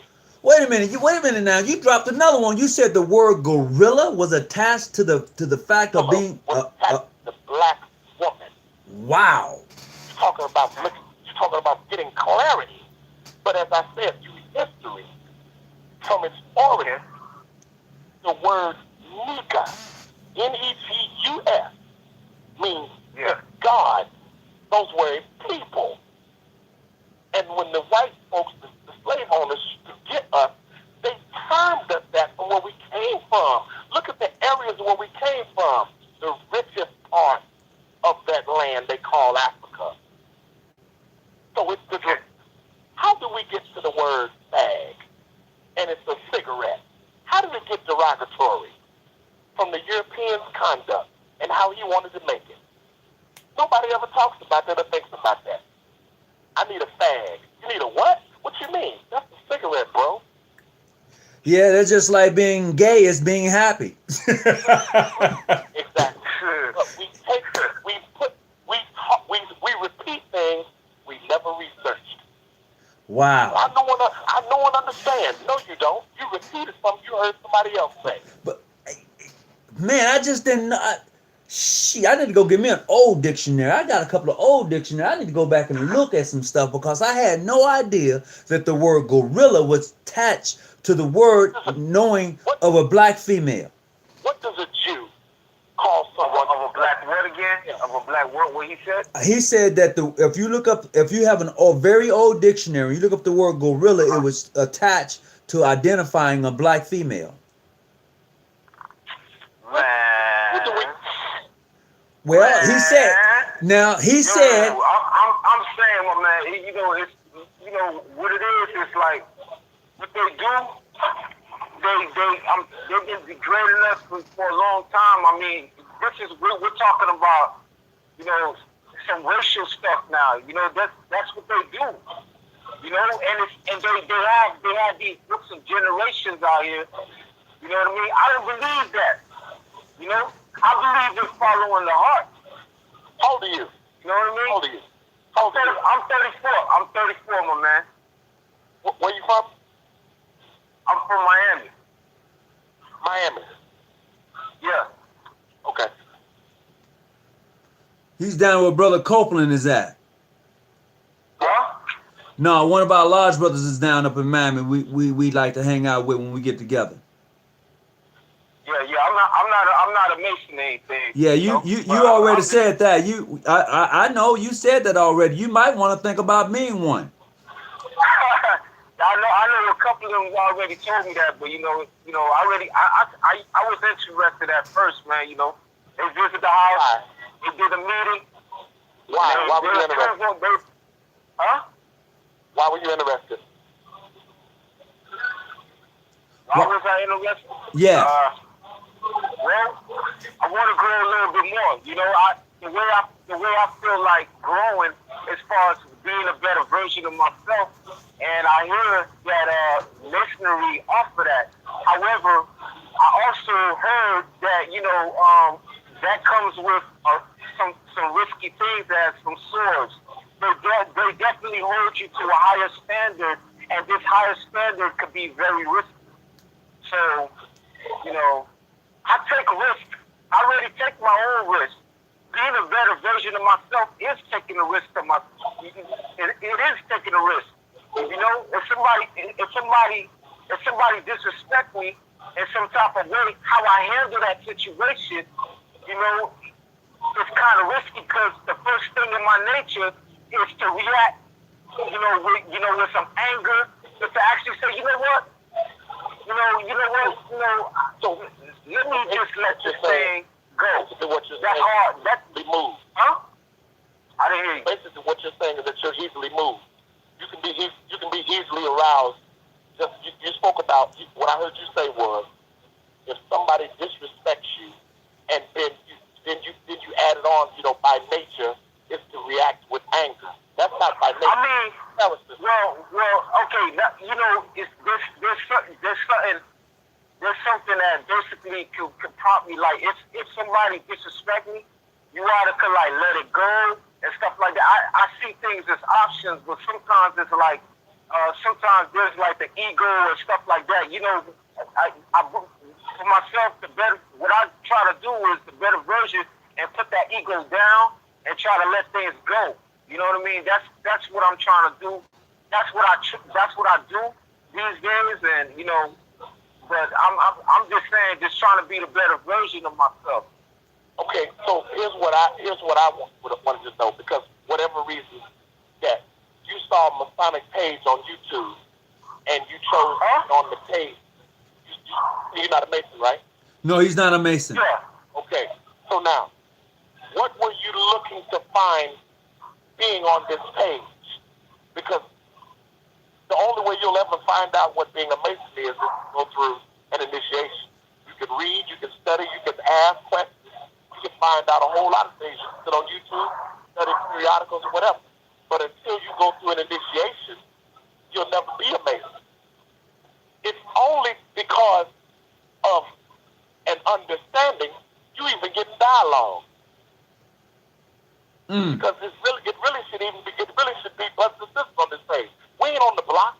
We ain't on the block, and you heard somebody saying somebody. I mean, you hear people call you down there in Miami with Luke and Trick Daddy calling people bitches, but you mad because I used the word niggerly and niggertree about the character of another dude talking stupid. Yeah, but I don't listen to Trick or Trina or whatever you just say. It doesn't matter what you listen to. I'm saying where you are and what goes on there. Okay? Hey, whenever somebody talks like that, I respond the way I respond to you. So, okay, but I mean, I hear that, and I have no problem with that, but you ain't nobody to respond to nobody. I get what you're saying, and I want you to receive what I'm saying to you. Who are you to tell anybody how they can talk, especially if they ain't talking to you? I never what we call that. What I'm saying though, you remember what I was telling you about, helping one another. You know what I mean? We don't have to degrade each other. We can help each other. To being a better version of ourselves. We can help each other. We don't have to say things, degraded things to each other. We can say better things, the opposite of that. Okay, so at what point in time did you tell the brother on this, anybody listen to the caller boring? You call him and say, no, he ain't boring. He's giving us some jewels, and some of us trying to learn something. Did you say anything to him about that? Because I wanted him, what it is, listen to me, my man. What I wanted to do is I wanted him to call you guys so he could speak so I could hear him. I was trying to prompt him up. And so because he didn't call, what do we call that? When you got three people sitting up there and one dude hollering from behind the dumpster, he hollering stuff behind the dumpster, he throwing rocks behind his hand. What do we call that? What do we call that on the block? He said he don't know what they call it on the block. Because you ain't a brother, so I can't tell you what we call it as a name. What do we call that on the block? What you call it, an instigator? He said, do you call it an instigator? Well, that's a nice version of that. Yeah. No, an instigator is. But you know what?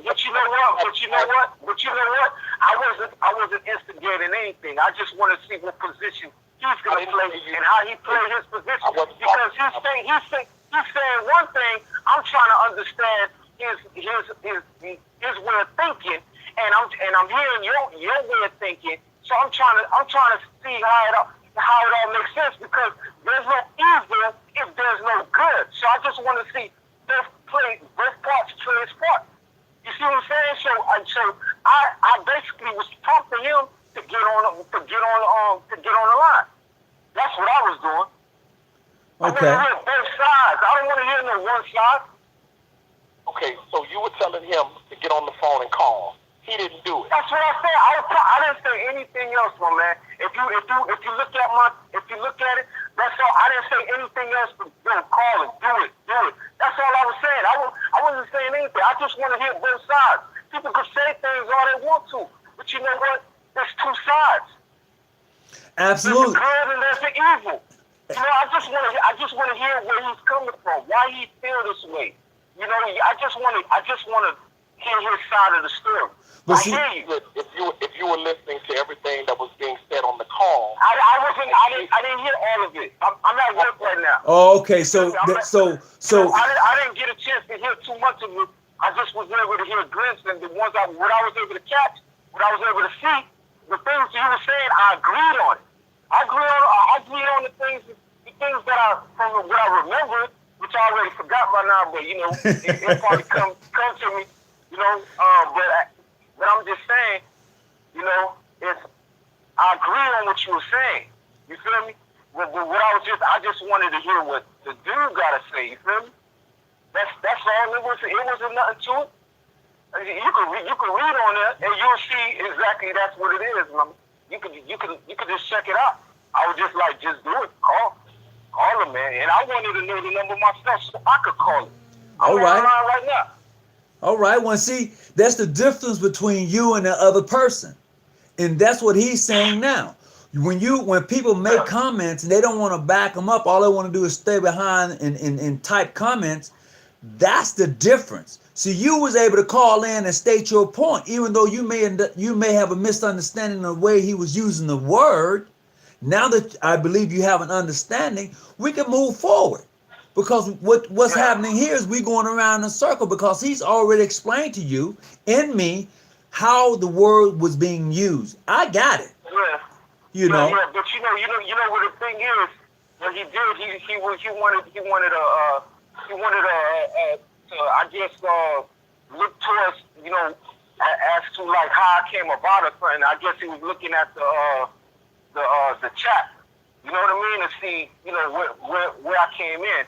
And then he saw all of that, and he probably was thinking whatever thought in his head, so he decided to, like, I guess maybe try to call me out on something, but you know what? It's not what he thought. But see, here's the thing. He's not able to read the chat. He's calling in live and he's somewhere else. He's on the chat since I've been on the phone. He's not able to see the chat. So he's going by what I'm coming across on the chat.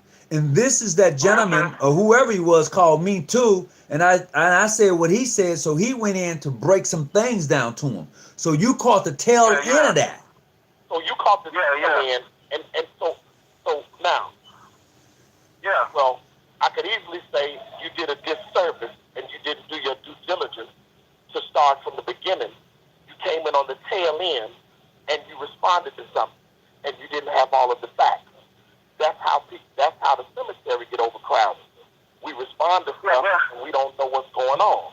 That's not fair to you or me. Yeah. Now we have an understanding. Also in that is, once again, because see, in masonry, we call them eavesdroppers and cowards. Cowards are people who sit around listening to something and or having something to say but don't want to say anything. Eavesdroppers are those who are looking for something to help them later on in the order without wanting to be in it. See, it's easy to I want to learn a little bit more about it. You didn't do a whole lot of research. Yeah, you could call me an eavesdropper, and I agree with that. You feel me? I'm an eavesdropper. You know? I basically what I do, I read the Bible, right? And I also look at nature. You know, I look at the beauty of the world. I observe my actions. You know, I listen to what other people say. I'm an eavesdropper. I listen to what I read as to what happened in the past, and I take the past and I use it for the present, and in the present I try to create my future because I'm an eavesdropper. That's what I do. Okay, So therefore, what you have to understand is that eavesdroppers are not welcome in Masonic circles. I get what you're saying and what you're trying to do, but you come into this one way, and it has to be first prepared in you in one place. That's true. And this because you've had some discussions with some people. Whoever was discussing anything with you, whether they were brothers, sisters, or not, you come in this on your own free will and accord, but you come into this one way. I'm giving you something that some brothers wouldn't even tell you, and I ain't told you nothing. Ain't no secret. Mm-hmm. But in order for you to have some dialogue with a Mason about Masonry, you need to be one. That's why the term says to be one, ask one, and then we go from there. I'm not going to let you eat up half the meal and then say, well, okay, I'll buy it. You going to buy it, and then you going to eat it. Ain't no taste testing up here. Yeah. I get what you're saying. I don't have a problem with that. I've had a problem with nothing that you said. I have a problem with the see. You presented a meal to me. Steak, potatoes, Bro, you gotta stop. Oh my God. You're killing me. What did you say? But it was on the say that again. He said that you Say that last. he said that you presented a meal to him. You presented a meal to me, but you presented it on a garbage can lid. It was your presentation. You came incorrect because you came to me off like we was on the block. I get what you're saying. I ain't no problem with you saying. I wanted to ask you how old you were, to call you some young buck, and this, that, and the other. But you're curious about something, and you don't want to take the steps to do it. When you say taking a risk, it's like, you know what? I've seen a whole lot of brothers who I've seen with that emblem on, and I like how they carry themselves. I've seen some brothers who weren't doing the right thing, and I know how they should be acting because I know what the right way is. And I think I got all of those principles in me, and I want to be about that. So let me find out where I need to go and what I need to do to become that. Mm-hmm. But jumping on a Masonic page, ear hustling, and having a commentary and a dialogue, you kind of honestly, you're out of pocket. Because you should be sitting back listening and look, my man, you know, one thing is they said. Now, you say my name 4 times, but you ain't calling me my man. But I honest, okay, what I'm saying is that when I looked on that, they say they welcome Masonic and they welcome everybody, right? Right or wrong? That's right. That's right. Okay, Well, no, the page. I'm gonna tell you that that's how I came in. Okay, so let me break this down to you. This is a YouTube, so anybody is watching. The process is that if you want to find out about Masonry, you're gonna have to actually join. Now we give little tidbits and we say little things here and there, but you admit it. Hey, I'm an ear hustler. If you want to define it as a coward one, that's what that's what I am, because the page is open, and you're right, the page is open. And I'm glad to have you on the phone tonight, just to show that, you know, if you really want to get into it, go ahead and become a member. Yeah. You know, you don't have to sit there and ear hustle and try to pick up little knickknacks here and there. Go and become a member. Go and go through the rights and go through the rights so you can receive those rights and parts, you know, that you so desire. Yeah. Well, you know, like I was telling you previously, like the thing about that is, you know, I hear that, you know, you held to a high standard of yourself, and you do something other than you. I just heard that there's a lot of risk involved, you know, as far as who told you it was a lot of risk? I've heard you say that before, and I wanted to ask you that. Who told you it was a lot of risk? Was it the Mason that told you it was a lot of risk? Just reading online, they say. Oh no, you need to ask. Nah, bruh, nah. You get penalized. You get penalized or something like that. So you going off of what someone told you, or something you read that you didn't research on your own. You know, for one thing, to go to different places. Now I'm trying to help, because after that, then I'm done. Flip box for no reason. You have an opportunity to investigate something. He sound kind of far. Hold on just a second. Hold on just a second, brother, on the line. Hold on. All right. Hey, brother Herb, you coming from work? Yeah. Oh, man. I'm on my show tonight. Now, you want to come on the show? I'm on my show tonight. Oh, you did so? Yeah. Hold on. All right. Okay, go ahead, brother. You can go ahead and talk. You can't. Oh, okay. I'm just calling to see how you're doing, man. Okay, well, you're on the show now, brother Hurd, and I got another brother Yeah. from Miami on, so you can just keep your phone on and drive and listen to the show. Go ahead, talk to me. Okay. Go ahead, brother Jackson. As what we it's what you. I'm trying to get you now. You 34. Okay, you're in Miami. Yeah. Yeah. Now, where do you work at right now? Man, I don't say that, my man. That's Well, don't worry about it. Keep it rolling. Okay. Do you have a job? yes, sir. Okay. Do you have a supervisor or a manager? At the moment, I do. Okay. You've never sat in the supervisor's room or the manager's room to make decisions about jobs that you have to do, correct? Say that again. I Do I said, remember doing what?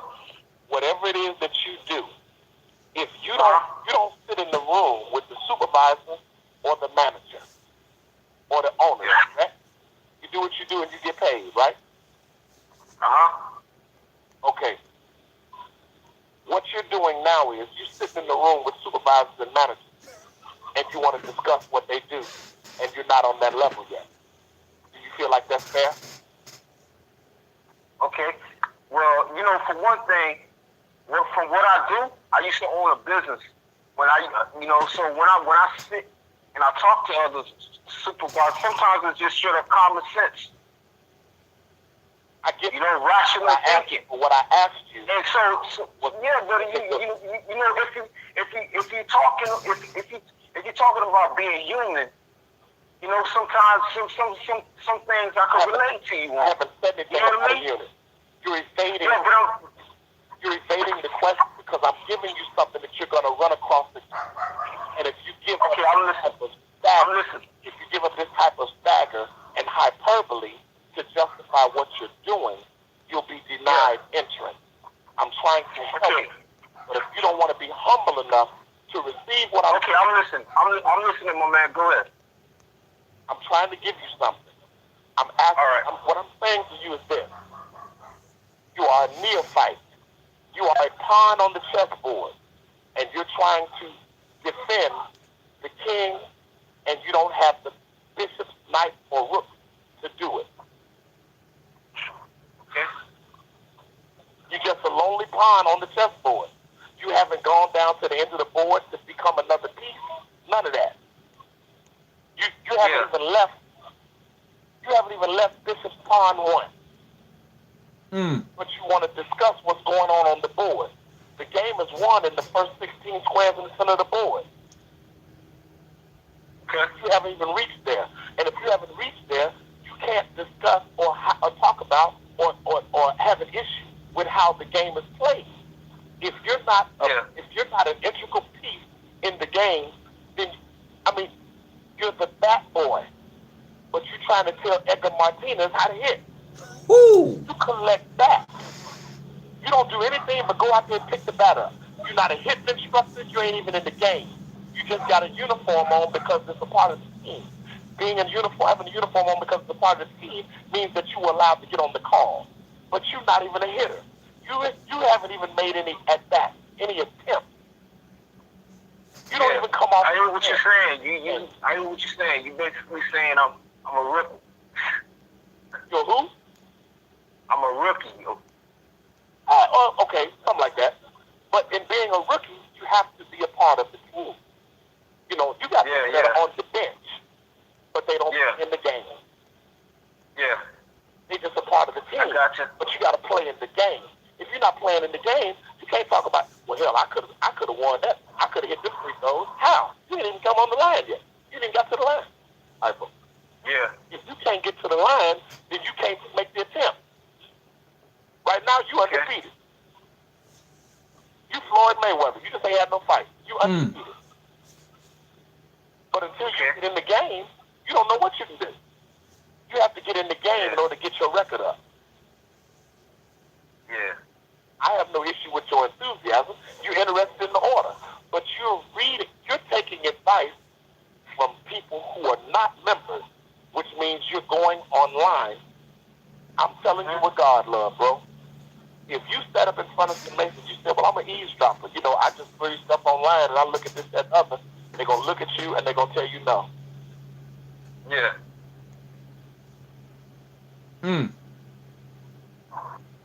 Well, Hey, bro, go ahead. Say what now? I'm just now coming on the call, and I'm just now catching the back end of a little bit of conversation, respectfully. And I was just wondering, is it okay to comment? Yeah, you can come in. Go ahead, Brother Christopher. Okay. You know, one of the things that I really, really enjoy about people who are very, very knowledgeable and have a lot of wisdom is their patience with people that don't. You know, and that's one of the things that's a key characteristic of a person that knows things, because they don't bash people that they feel they don't. What they do is they try to uplift those that they feel that are in. You know, it's funny that back in the days when my mama would take me to the church building, and we talked about this person called Jesus, even if it was true or not, one of the unique things about him was when she saw that Peter was enthusiastic about it, but may have gone about it the wrong way, out of all the people that had denied him and was willing to cut somebody's ear off, he still said, you know what, I still see something in that person. You didn't see him bashing the person in front of other people. You didn't see him talking about how he was weak or how he'd done something wrong. The only thing he basically did was say, you know what, I see energy there, but I just need to take my wisdom and my knowledge and help you direct your energy in such a fashion that you can be more productive for the next man. That is because the cause is greater than the person. You see, when I sit here and think that it's all about me, it's all about my level, then I've forgotten the cause. And so my thing is that I think that no matter what you're involved with, when you get to the point that you have recognized that you have more wisdom, if you feel and that you have more knowledge, then you also should recognize that you have more responsibility. And take that responsibility and learn to be an encouraging exhortation to another person to say that, hey, brother, you know something, I like your zeal, but let me show you a more perfect way. That's what I was saying. That's what I was saying. He broke it down in a much better way. That's what I was saying in the beginning. He just broke it down, and he broke it down. That's exactly what I was saying, though. I said the same thing. Right. But what I think that the brother the brother that's driving doesn't know is that you're not a Mason. You're not even a candidate. You know what? Here's the thing about it is that when I look out here in the religious world, I'm just talking religious just for a second here because I'm just going to keep it at that for right now. I see popes. I see people that have been in the Baptist, Catholic, Presbyterian, whatever you want to call it, they all call upon this God. But the fact is that my thing is that whatever you call upon, if you're going to help you keep peace and order, do your thing. Because I don't want to be dealing with you running up in my house with a gun if you can't keep peace and order. So now, if you Buddha, do your thing. If you call yourself Catholic, do your thing. Because the cause is peace and order. The cause is not about being Buddha. See, when you think the cause is about being a Buddha, or the cause is about being a Christian, or the cause is about being a Muslim, then you're missing the cause. The cause is peace and order. So now, you go back and figure out what is the cause that you could define as being a Mason. Now, if it is taking one man and saying that I'm going to make that man better, first of all, let me go back and say, why isn't some of these folks that call themselves Masons done a good job at that? Because number one, they can't find, they even met the qualification of man. And I don't want to get started on this one because all I have to do is call up wives. Because all of a sudden the wives are working when the man is supposed to be working. The man is supposed to be taking care of the debt. No, he she's out there working. Don't let me step on no toes now. Now, she's the one that's having to carry the house, and she's the one that's having to. I'm leaving work right now while my wife's at home. Yeah. I'm taking care of my family, and so before you can start taking somebody talking about whether I'm a Mason or not, first of all, a Mason says I take good men and make them better. Well, if you ain't even a man, if you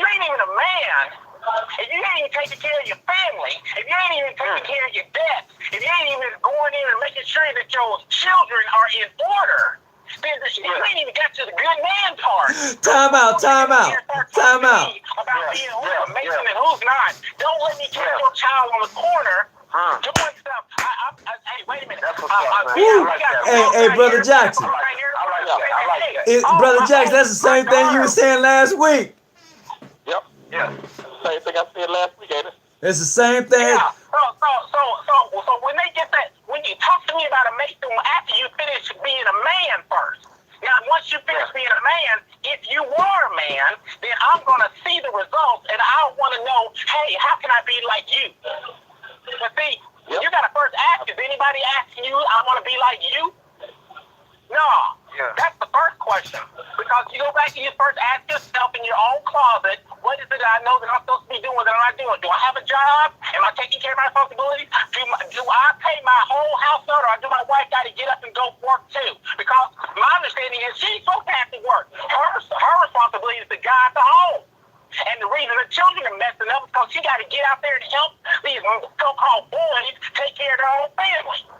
Now, so is your wife getting out? And is she having to get outside because she's paying debt and she got enslaved?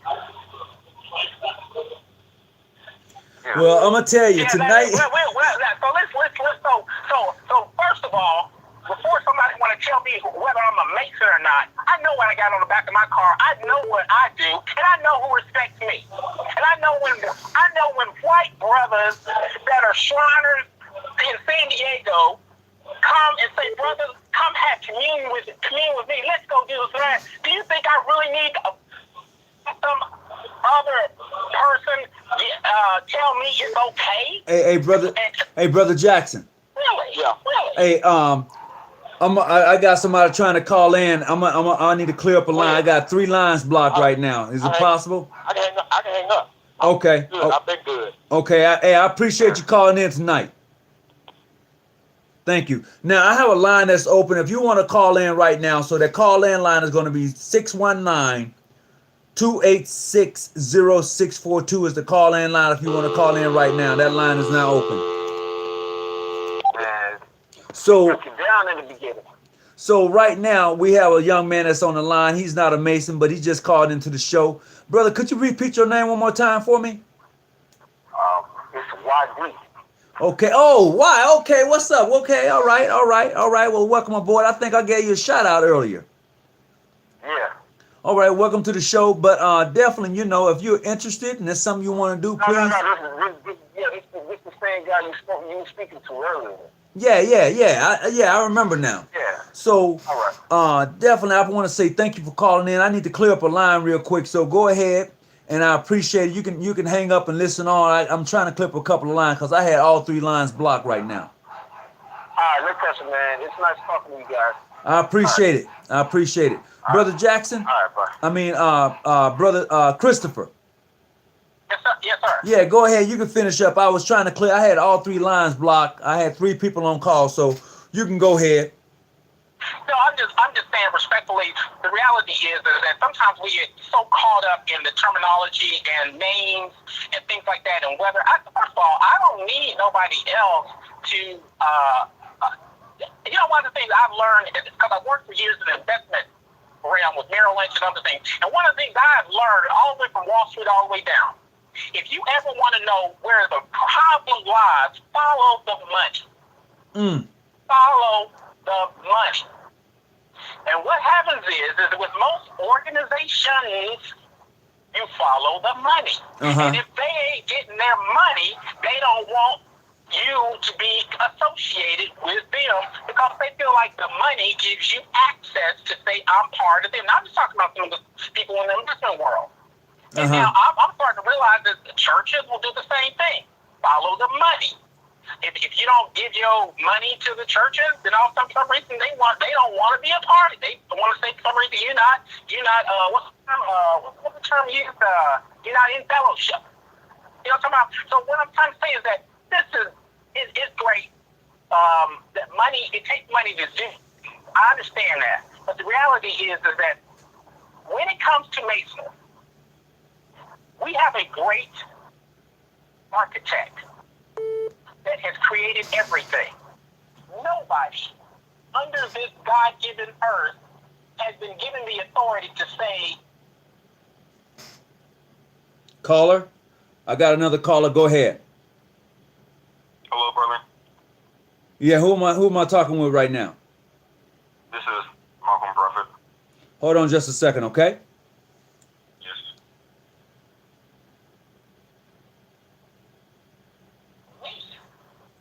Like, I'm Jesus Christ, and by me, and only through me, is the way. Somebody just got it confused. I said, because reality is if you know your history, then you will know that a vast majority of all of the people have been, in some form or fashion, hoodwinked, bamboozled, and off track. But they may have connected with somebody. They said, hey, we're going to give you a charter. You pay your money. And then, therefore, when you pay your money, then we will recognize you so you can come sit down at the table and eat with us if you want to eat with us. You know what the reality is? I ain't about eating with you. I'm about making good men better. So now, the reality is that if you can take a Bible, and if a person can pick up a Bible and read a Bible and they're in the desert, and it says repent and be baptized, if you're willing to repent and be baptized, what difference does it make what city you're close to? If there's an oasis right there, you feel like you're going to change yourself, change your heart, repent, be baptized, move on, and be a part of whatever that is that you think you're going to be a part of. You ain't got to get nobody no money. I said, but see, everybody they don't want to talk about the fact of the matter that what the money is, or what happens is that people feel like they need authorization to be connected with me. I said, well, I always say, but what you offering? What you offering? I mean, you ain't even got your own building. Why would I want to be connected with you? I make more money than you. I got more money than you. Hey, brother Chris. I said, so the thing is always remember this, is that you want to connect yourself with people that you feel like, I mean, you've heard this all the time. Connect yourself with people that have ideas and practices that are beyond your reach of what you feel like you can do, so they can be an asset to you. So that they can help you grow. So I want to be around people that know what I don't know more than me. I mean, and I want to be able to help other people that want to be around me that want to learn what I know. That's right. So we're all trying to help each other become better. That's the key. Not to try to push you down because you're not connected with me in some form or fashion. I said, and even if there was I don't want to hold too long, but even if there was a misunderstanding between people, let's say PH versus John G. Hey, brother Christopher. White versus White. The reality is that real men just sit down and love and talk. They do, but brother Christopher, hold on just a second. Yes. Hey, there's another brother on the line. I want to see what he has to say. Go ahead, bro. This is Brother Malcolm. Go ahead. I'm speaking from my crown. Speaking from my crown, like. Wait a minute. First of all, are you a Mason, brother Malcolm? Are you a Mason? No, brother, I'm not a Mason. Okay, go ahead and talk real quick.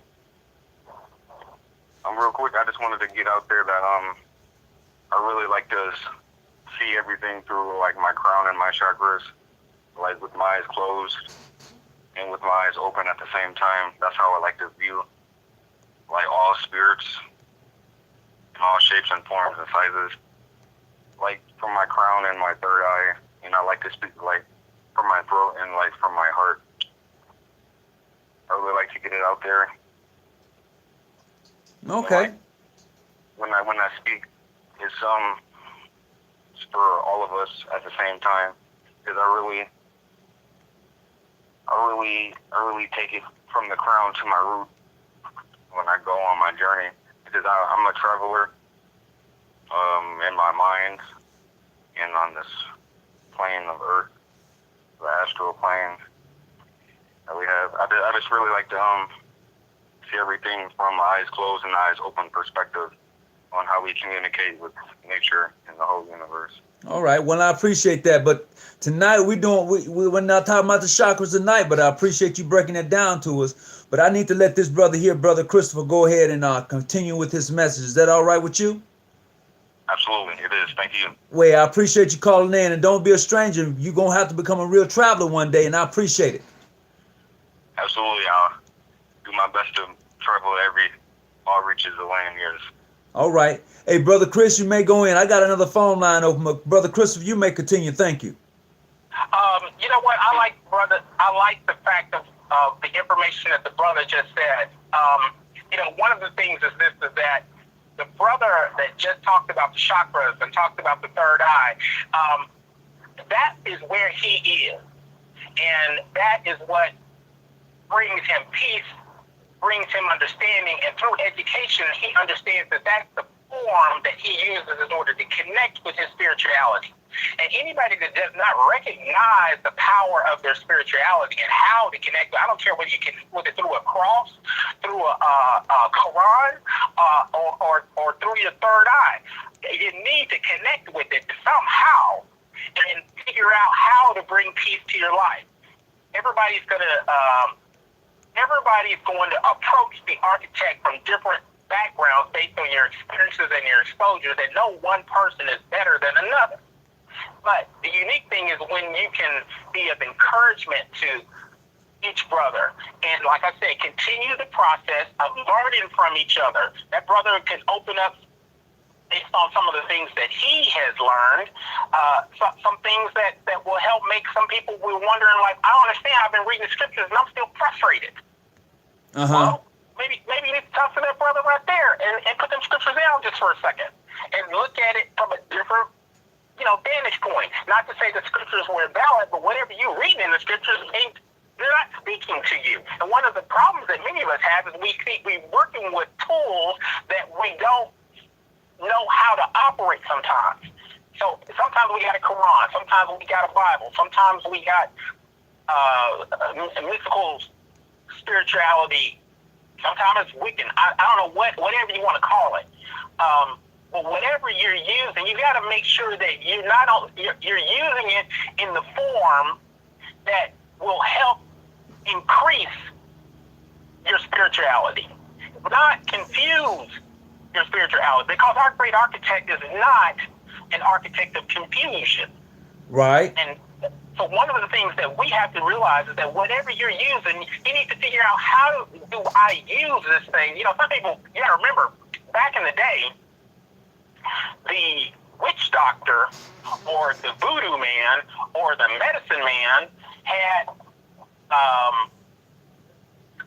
the beginnings of chemical and chemistry that helped develop what we define as medicine today. And doctors today even go down to South America and different parts of Africa to do research on things that they may not know that's part of the conventional medicine. Right. So what I'm trying to say is that there was a time when we looked at that voodoo man as crazy. Now, some people will look at occult teaching, which means hidden, as, oh my gosh, that's some kind of witch doctor or stuff like that. And I'm not telling nobody to do no crazy stuff, go out and worship anybody other than the great architect. But I am saying this, is that sometimes you can get bad information about things that are nothing more than science. And the more you learn about it, the more you find out, oh, this ain't nothing but science. This is nothing but alchemy. This is nothing but talking about metals. This is nothing but talking about chemistry. Now I learned this stuff and I didn't realize it. But in other words, like, find something you connect with that can help you make sense of your spirituality so that you can get peace and be able to show another brother on how to achieve peace. The goal is hopefully for you to reach that level of nirvana that you will be able to be an asset to your brother or your sister in such a way that you can give. We come into this life selfish. We do. Hopefully you will leave this life selfless. Now, what I mean by that is watch a baby. Everything you have, the baby say, mine, mine, mine. Give it to me. Give it. Mine. Because it's all about me. Selfish. And if a man is like that, you can see where he is spiritually. But when a person says, you know what, you take it. You know what, I'll sacrifice. You take it, my wife. You take it, my child. You take it, my friend. It's okay. When you get to the point that says, you know what, I would rather see you be successful at this. And when you're putting your fellow man first, then you're becoming more selfless. And that's what we're supposed to be trying to get to on this planet. During this little bit of time that you got here, to try to figure out of all your wisdom and all your knowledge, how can you matriculate from becoming selfish to selfless? And I would fair to say that if you look at all of the people that they define as being wise people, whether it be Muhammad, whether it be Confucius, whether it be Buddha, whether it be Jesus, they all are saying the same thing. You come here as a babe in the spirit, and you got to figure out how to mature and get to the point where you learn to love your fellow man more so than you actually would love yourself. That means I would give myself for my friend. I would give myself for my wife. I would give my life. But now here's the thing. People say, is that crazy? Well, if my brother actually had grown to the point where he would give himself for me, well, then it seems like everything should be okay. Caller, you're on. Who's calling? Oh, Kim. But if my wife says I'll love you 150%, and I'll say I'll love you 150%, well, that time when I get a little slacking off, at least there's 50% there I'm working with. You know what I'm talking about? So, but the key is that we got to stay over 100 for the relationship to work. You drop below 100. If you drop below 100, if I only get 80% there, and she's at 100, we got a gap, and that's exactly where the problems come. And you wonder why is mine 80 and why hers 100? It's because I'm being selfish about something. I'm holding back on something. Something I'm not giving. I'm not giving my all. Right. And the same thing with your job. You should be giving 110%. You don't work for the company you go to. You work for the grand architect. That's who you work for, who has blessed you to be able to have that job. And if he feels that you should not be working there, then you won't have that job. You'll be moving on to a new location. But once you understand that you work for the grand architect, and that your place is that when you are placed somewhere at a location to take care of your family, you're supposed to still be doing your very best to try to help other people and to teach them, specifically other men, on how to become better men. And what better way to do it than to be an example yourself? I'll talk too much, but I'm gonna let some other brothers. I can go on. But one thing I do know is this: is that when you season your words, think before you speak. Right. Always remember that. You know what? I always was taught before I answer this question: am I about to do more help or more harm? That, even if my mom said, do you like my hair? And I know good and well I liked it before she went into the beauty shop than when she came out. I got to ask myself, before I answer this question, am I about to do more help or more harm? Right. And I said, so therefore, and my wife, same way. So the thing is that we got to be wise. We got to learn to love each other. We got to learn to trust each other. And we got to learn to have faith in each other's abilities to be reciprocal of the same thing. And if we would step out on faith and do that and say, I'm going to actually go ahead and try to trust this brother. And I know sometimes brothers don't always do what they're supposed to. That's part of life. But you know what? We come in this world with nothing. we go out of this world with nothing. That's true. So, and I'm gonna say this here. I'm gonna say this here, brother Chris. I know one of the brothers said we need to get back on topic. We'll stay on topic. I'm watching this chat line and it has just exploded. I mean, it's all over the place. I have been deleting some of the comments because they're not representative of what we're trying to express on this channel. This channel is all about bringing brothers and sisters in and those who are interested in the craft to come on in and see what this thing is all about. But what I'm getting is a lot of kickback and nonsense in regards to.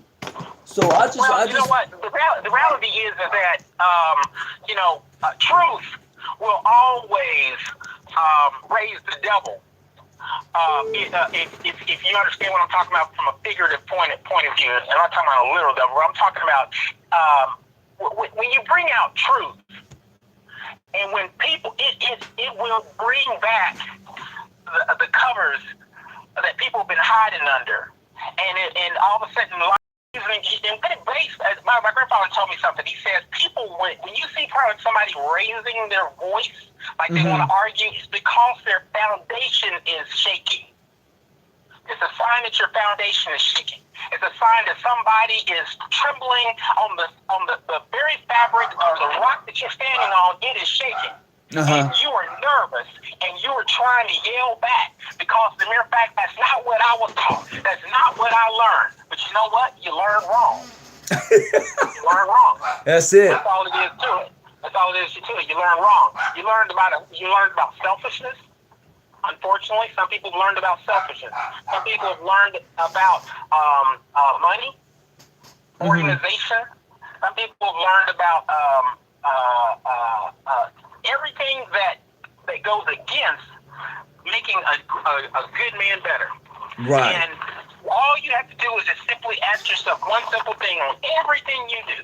Is this actually going to be something that's going to make me better as a man? Is my response going to actually encourage this next brother? If the answer is no, then you already know that you're doing the wrong thing. You already know you're doing the wrong thing. See, the problem is you just don't want anybody to tell you. Nobody wants to hear I'm wrong. And I'm sorry about that. And I know I feel the same way too. I hate when somebody tells me I'm wrong. But you know what? Just as loud as I am when I say I'm wrong, I'm also very loud in saying I apologize. You know what, brother? Right. You are exactly right. Because I'm not right about everything. There's a lot of stuff that I learn on too.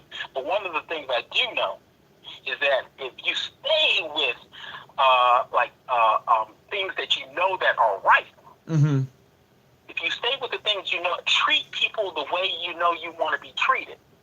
I don't care what information you got. And here, you know what somebody told me one time? What's that? We were studying one time about something. I won't tell you what we were studying on. I'm just going to say we were studying. Right. And this brother, what had happened was that he got, instead of getting into a situation of let's find what the answer is, he got into I'm right, you're wrong. And you know what happens? When things get into I'm right, you're wrong, what has happened then is the information is no longer important. What's important now is I win and you lose.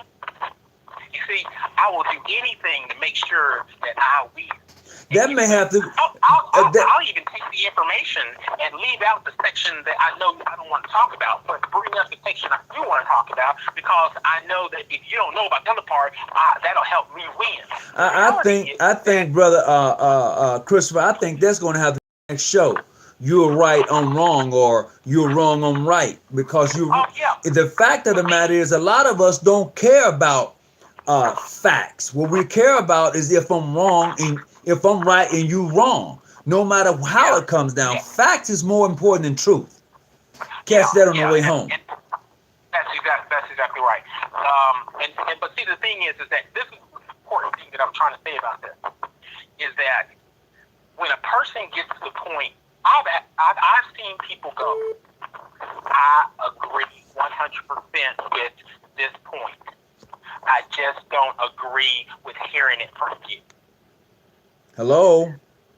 Yo. Yeah, who am I talking with? My name Mike. Mike, hold on, okay? All right.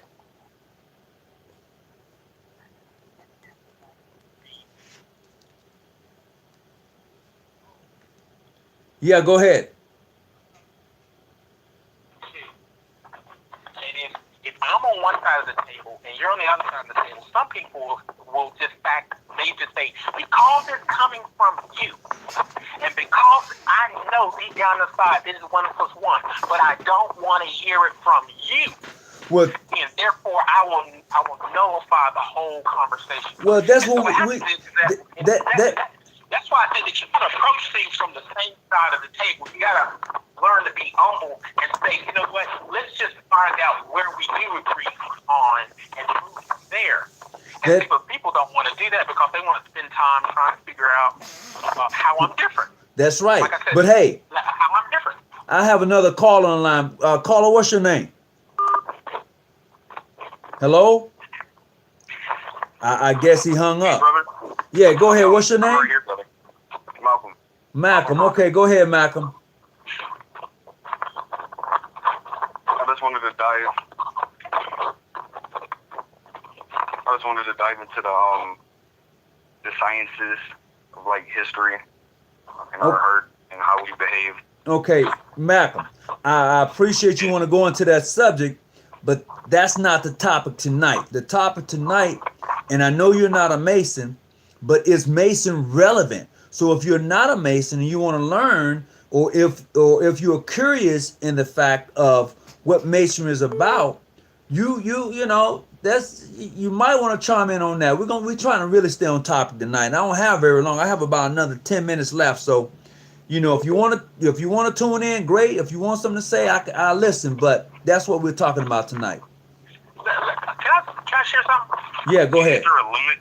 And I'm a Word, bro. I love the topic is Mason relevant, but now I'm going to shift the topic real quick here because I know that many of us come from a background, and I try to find even ground, whether a person's still involved or not, but I try to find even ground that they may have some familiarity with. So I'm just going to talk from a church point of view.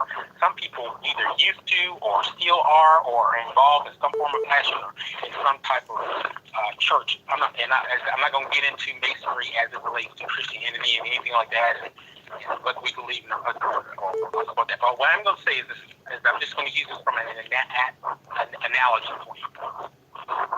You got a Presbyterian trying to tell a Methodist that you're not a Christian. You got a Church of Christ trying to tell a Pentecostal you're not a Christian. And the problem that we have here, because the device that is being used is division. In order to keep everybody at never finding the true peace. But what happens is that Hello. Who? Hold on, just a second, brother. Chris, who's the caller? My name is Mike. Okay, Mike. What you want to talk about real quick? No, I just wanted to talk about the last guy that was on the phone. He just kept on preaching and trying to spit a lecture, and he wasn't really talking about nothing for real. So I'm on here like, it seemed like when he got on the phone with a non-Mason, he seemed like he stuck his chest out. So okay. That's all with me. Okay. I think what also happens, there was a misunderstanding because the person called in, he called in at the tail end of something that he heard. So a lot of times what happens is that the misunderstanding comes in when you don't have a clear understanding of what's being conveyed.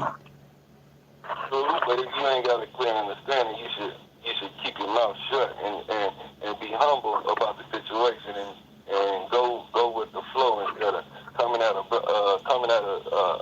gonna say a brother because everybody, my brother and my sisters in this world, because we all one. But instead of coming at a person like that, you know, and then want to get off the phone and preach some knowledge, like you ain't really talking about nothing, cuz. He wasn't really talking about nothing. And I I thought he was doing phone. You feel me? Okay. I can see your point. But what we try to do here is really kind of, open the door. Are you a Mason? Yeah, and you want to know what? That's the stuff when, like, your main point was Is Mason Mason's relevant? Yes. That's something that makes Mason not relevant, because when people come in and they ask us questions, you got these fake Masons that don't know how to answer the questions, or they're so fake that they're scared. They don't know what a secret is Masonry. They think everything that they're taught is a secret when it's really not. Most of this stuff is you can look on the internet and find. But when it comes to the past and scripts and stuff like that, yes, those are secrets. But people, like, they be ignorant, and they try to make it seem like, oh, I'm this all-knowing. Nigga, you don't know nothing. You just like everybody else out here, but you want to get online. Can y'all please hold up? Brother McAvoy, y'all been going in hard tonight. I'm reading the chats. I'm listening to you. I mean, we turning. We turn. This how you get when you get. I ain't gonna say new Masons, because I've been a Mason for 5 years. You feel me? But at the same time, I'm a younger guy. So tell me this here, Brother Malcolm. You being a Mason, what do you think about this show? I've never really asked people this question, and now that I have you on the phone, where you calling from, by the way? Oh, are you asking? No, I'm Mike. My name's Mike. Okay, Mike. Where you calling from? I'm calling from Texas. Texas. All right. Great. You know what? I'm gonna be in Texas at the end of February. What part of Texas? I'm down here in Dallas. I'm gonna be in Houston. That's like 500 miles away. Woo, Texas is big. They tell me. I've been there a few times, but it's huge. So, so, what do you think about the show? Now, I love your show, man. I ain't gonna lie. To you, brother. As a black man, as a young black man, you feel me, striving to be somebody in this world. I'm 27 years old, and I can tell you, brother, I love what you're doing. I love it just because you're doing it. You're stepping out of the box. Like you get these white Masons online. You feel me? That got the Masonic round table and all that stuff. But to see a black guy doing it, you feel me? That's inspiring. That's like, you don't know how many people you're helping doing while you're doing this show. Like, I love it. I love your show. Well, I appreciate that. I sometimes I like to get feedback to know if I can improve it. Can I change some things? I've heard people say, man, just leave it. Let people be who they are on your show. So. I'll tell you what to change. What's that? Yeah. These whack-ass callers. Oh, yeah. Let me chill out. Man, y'all killing me. Hey, I appreciate you calling in. I got somebody else on the other line. So if you got something else you need to say. They ain't turned up like me. I'm going to tell you the truth. You got a great show, but you got these whack callers like him, and he be on here for an hour, saying some made-up knowledge that he just made up off the top of his damn head, and then we sitting up in here and we gotta come up in the comment section and we make our own. You know what I'm gonna do? We be turned in the comment section. I know that, brother Malcolm. This is what I'm gonna do. Saturday, I'm coming back on Saturday at 6:00 p.m. You want to come on the show? Nah, I'll come on. All right, I tell you what. You come on the show. You tell me the topic, and we're gonna break it down like that. How about that? All right, what time you say? 6:00 p.m. is gonna be West Coast time, so it should be about 8:00 your time. Saturday 6. That would be 6:00 p.m. West Coast time. Okay. All right. All right. Well, I look forward to hearing from you, man. And I'm just gonna leave the show open on Saturday. This is like open Saturday. That's what I'm gonna call the show.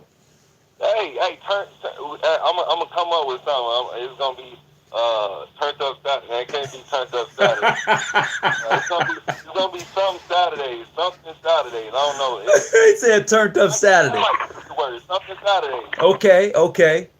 But yeah, I definitely come on your show. I love it, man. I love you. Oh my goodness. I see one of the brothers.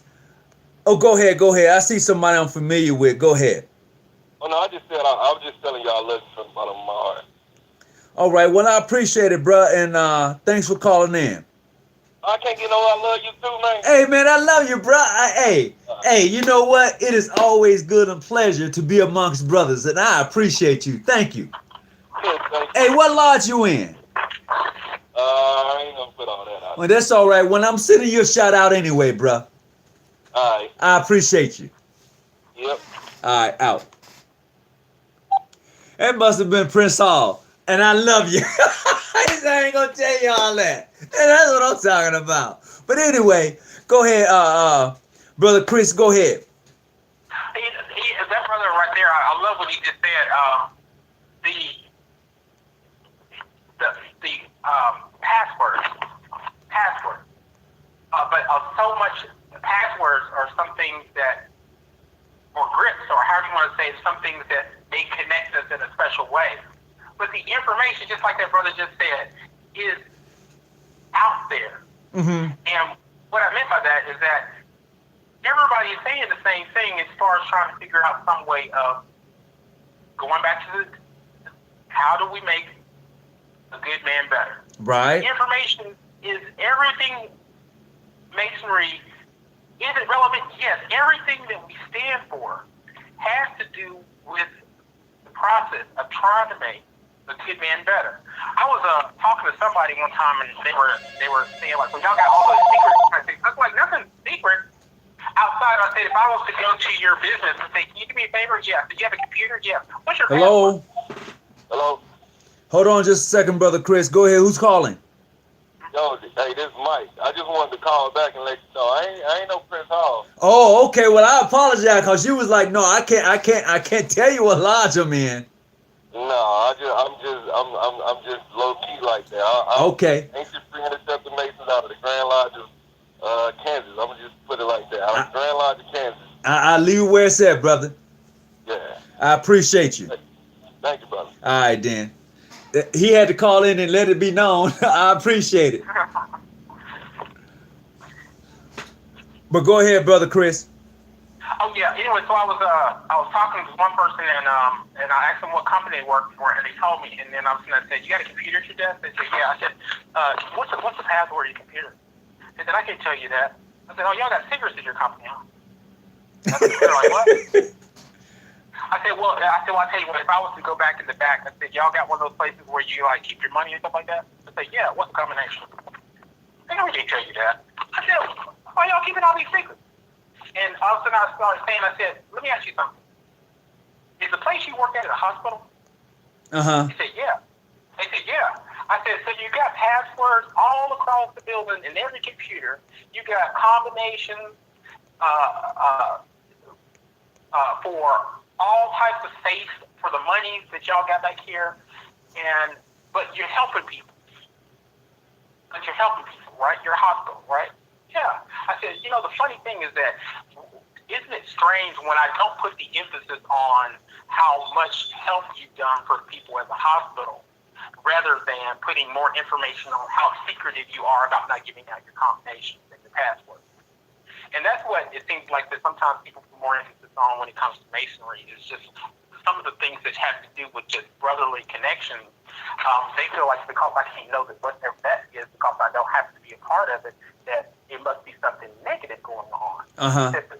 But they overlook, some of the biggest hospitals around, Shriner hospitals, are helping children day in and day out. I know my wife used to work at a Shriner hospital back in Memphis, Tennessee, where they had a lot of children that may have had developmental disabilities, and the money for going to that. But it's like nobody wants to. I'm just saying, when I look at the YouTube, nobody mentions anything about all that good work. The only thing I see is all this secretive, crazy junk that people have just gone left field with, which means that, in short, people want to focus sometimes for attention purposes on the negative of any situation. That's why you got to be the better man and basically do your best to stay with the positive side. Try to figure out, even in a person that has challenges in their life, how can I bring out the positive in that person? How can I help him be a better father, be a better son, I think in hearing that, I think that's what's going to the show Saturday. Saturday's show is going to be about. We're going to call it Open Saturday, and this show is going to be open to non-Masons to call in, just as I'm doing tonight, and to Masons to call in, and we're going to be taking your questions online. So if you got a question for us on Saturday, we're gonna have that talk, and it's just gonna be Open Saturday, you know. So you might as well get your popcorn, get your little taste, whatever you want to do Saturday, 6:00 p.m. We're gonna call this Open Saturday. So it's open. It's just an open floor, open forum for whatever we want to talk about on Saturday. Go ahead. And also remember, you can't please everybody.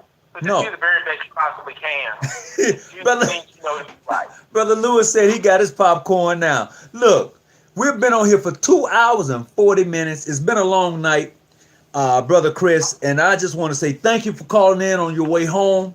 And to Brother Jackson, thank you for calling in. Brother Malcolm, Brother Mike, Sister Erica, to everyone who's called in tonight, I appreciate you. And I think, you know, with your help, passing this show along, letting people know what we're all about, you know, and this is what we're trying to do. We're just really trying to open up the door to Freemasonry and really just trying to let people know, hey, you know what? It's a very diverse organization. We have our faults, you know, and I don't mind talking about it. I don't mind talking about it, you know, just letting you know. I don't want you going to a lodge thinking that everything is going to be kumbaya. I don't want you thinking that.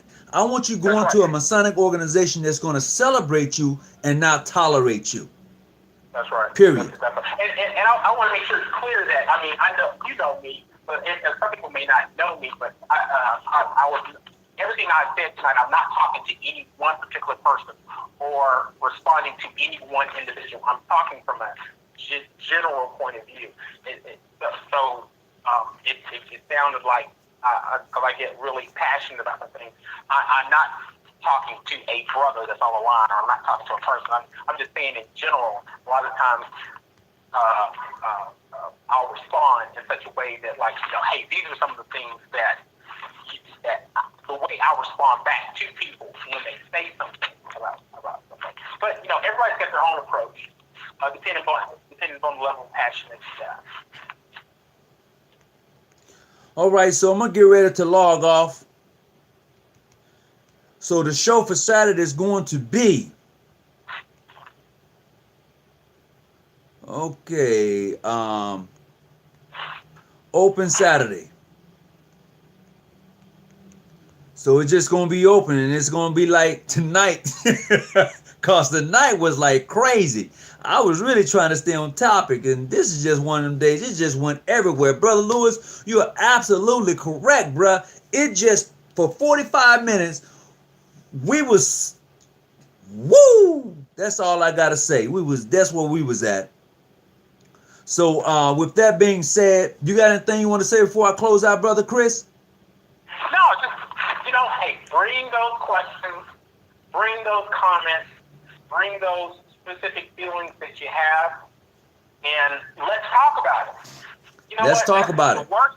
Let's talk about it. The worst thing we can do is to be walking around here frustrated about ideas and not having nobody to talk to about. If this is an open forum that you can talk about it, and we can always agree to disagree on some things, but hopefully we'll at least be able to talk about it, because that's the first step. Is the ability to be able to communicate is to solve many of the issues that we've got. That's it. I'm talking just as a brother.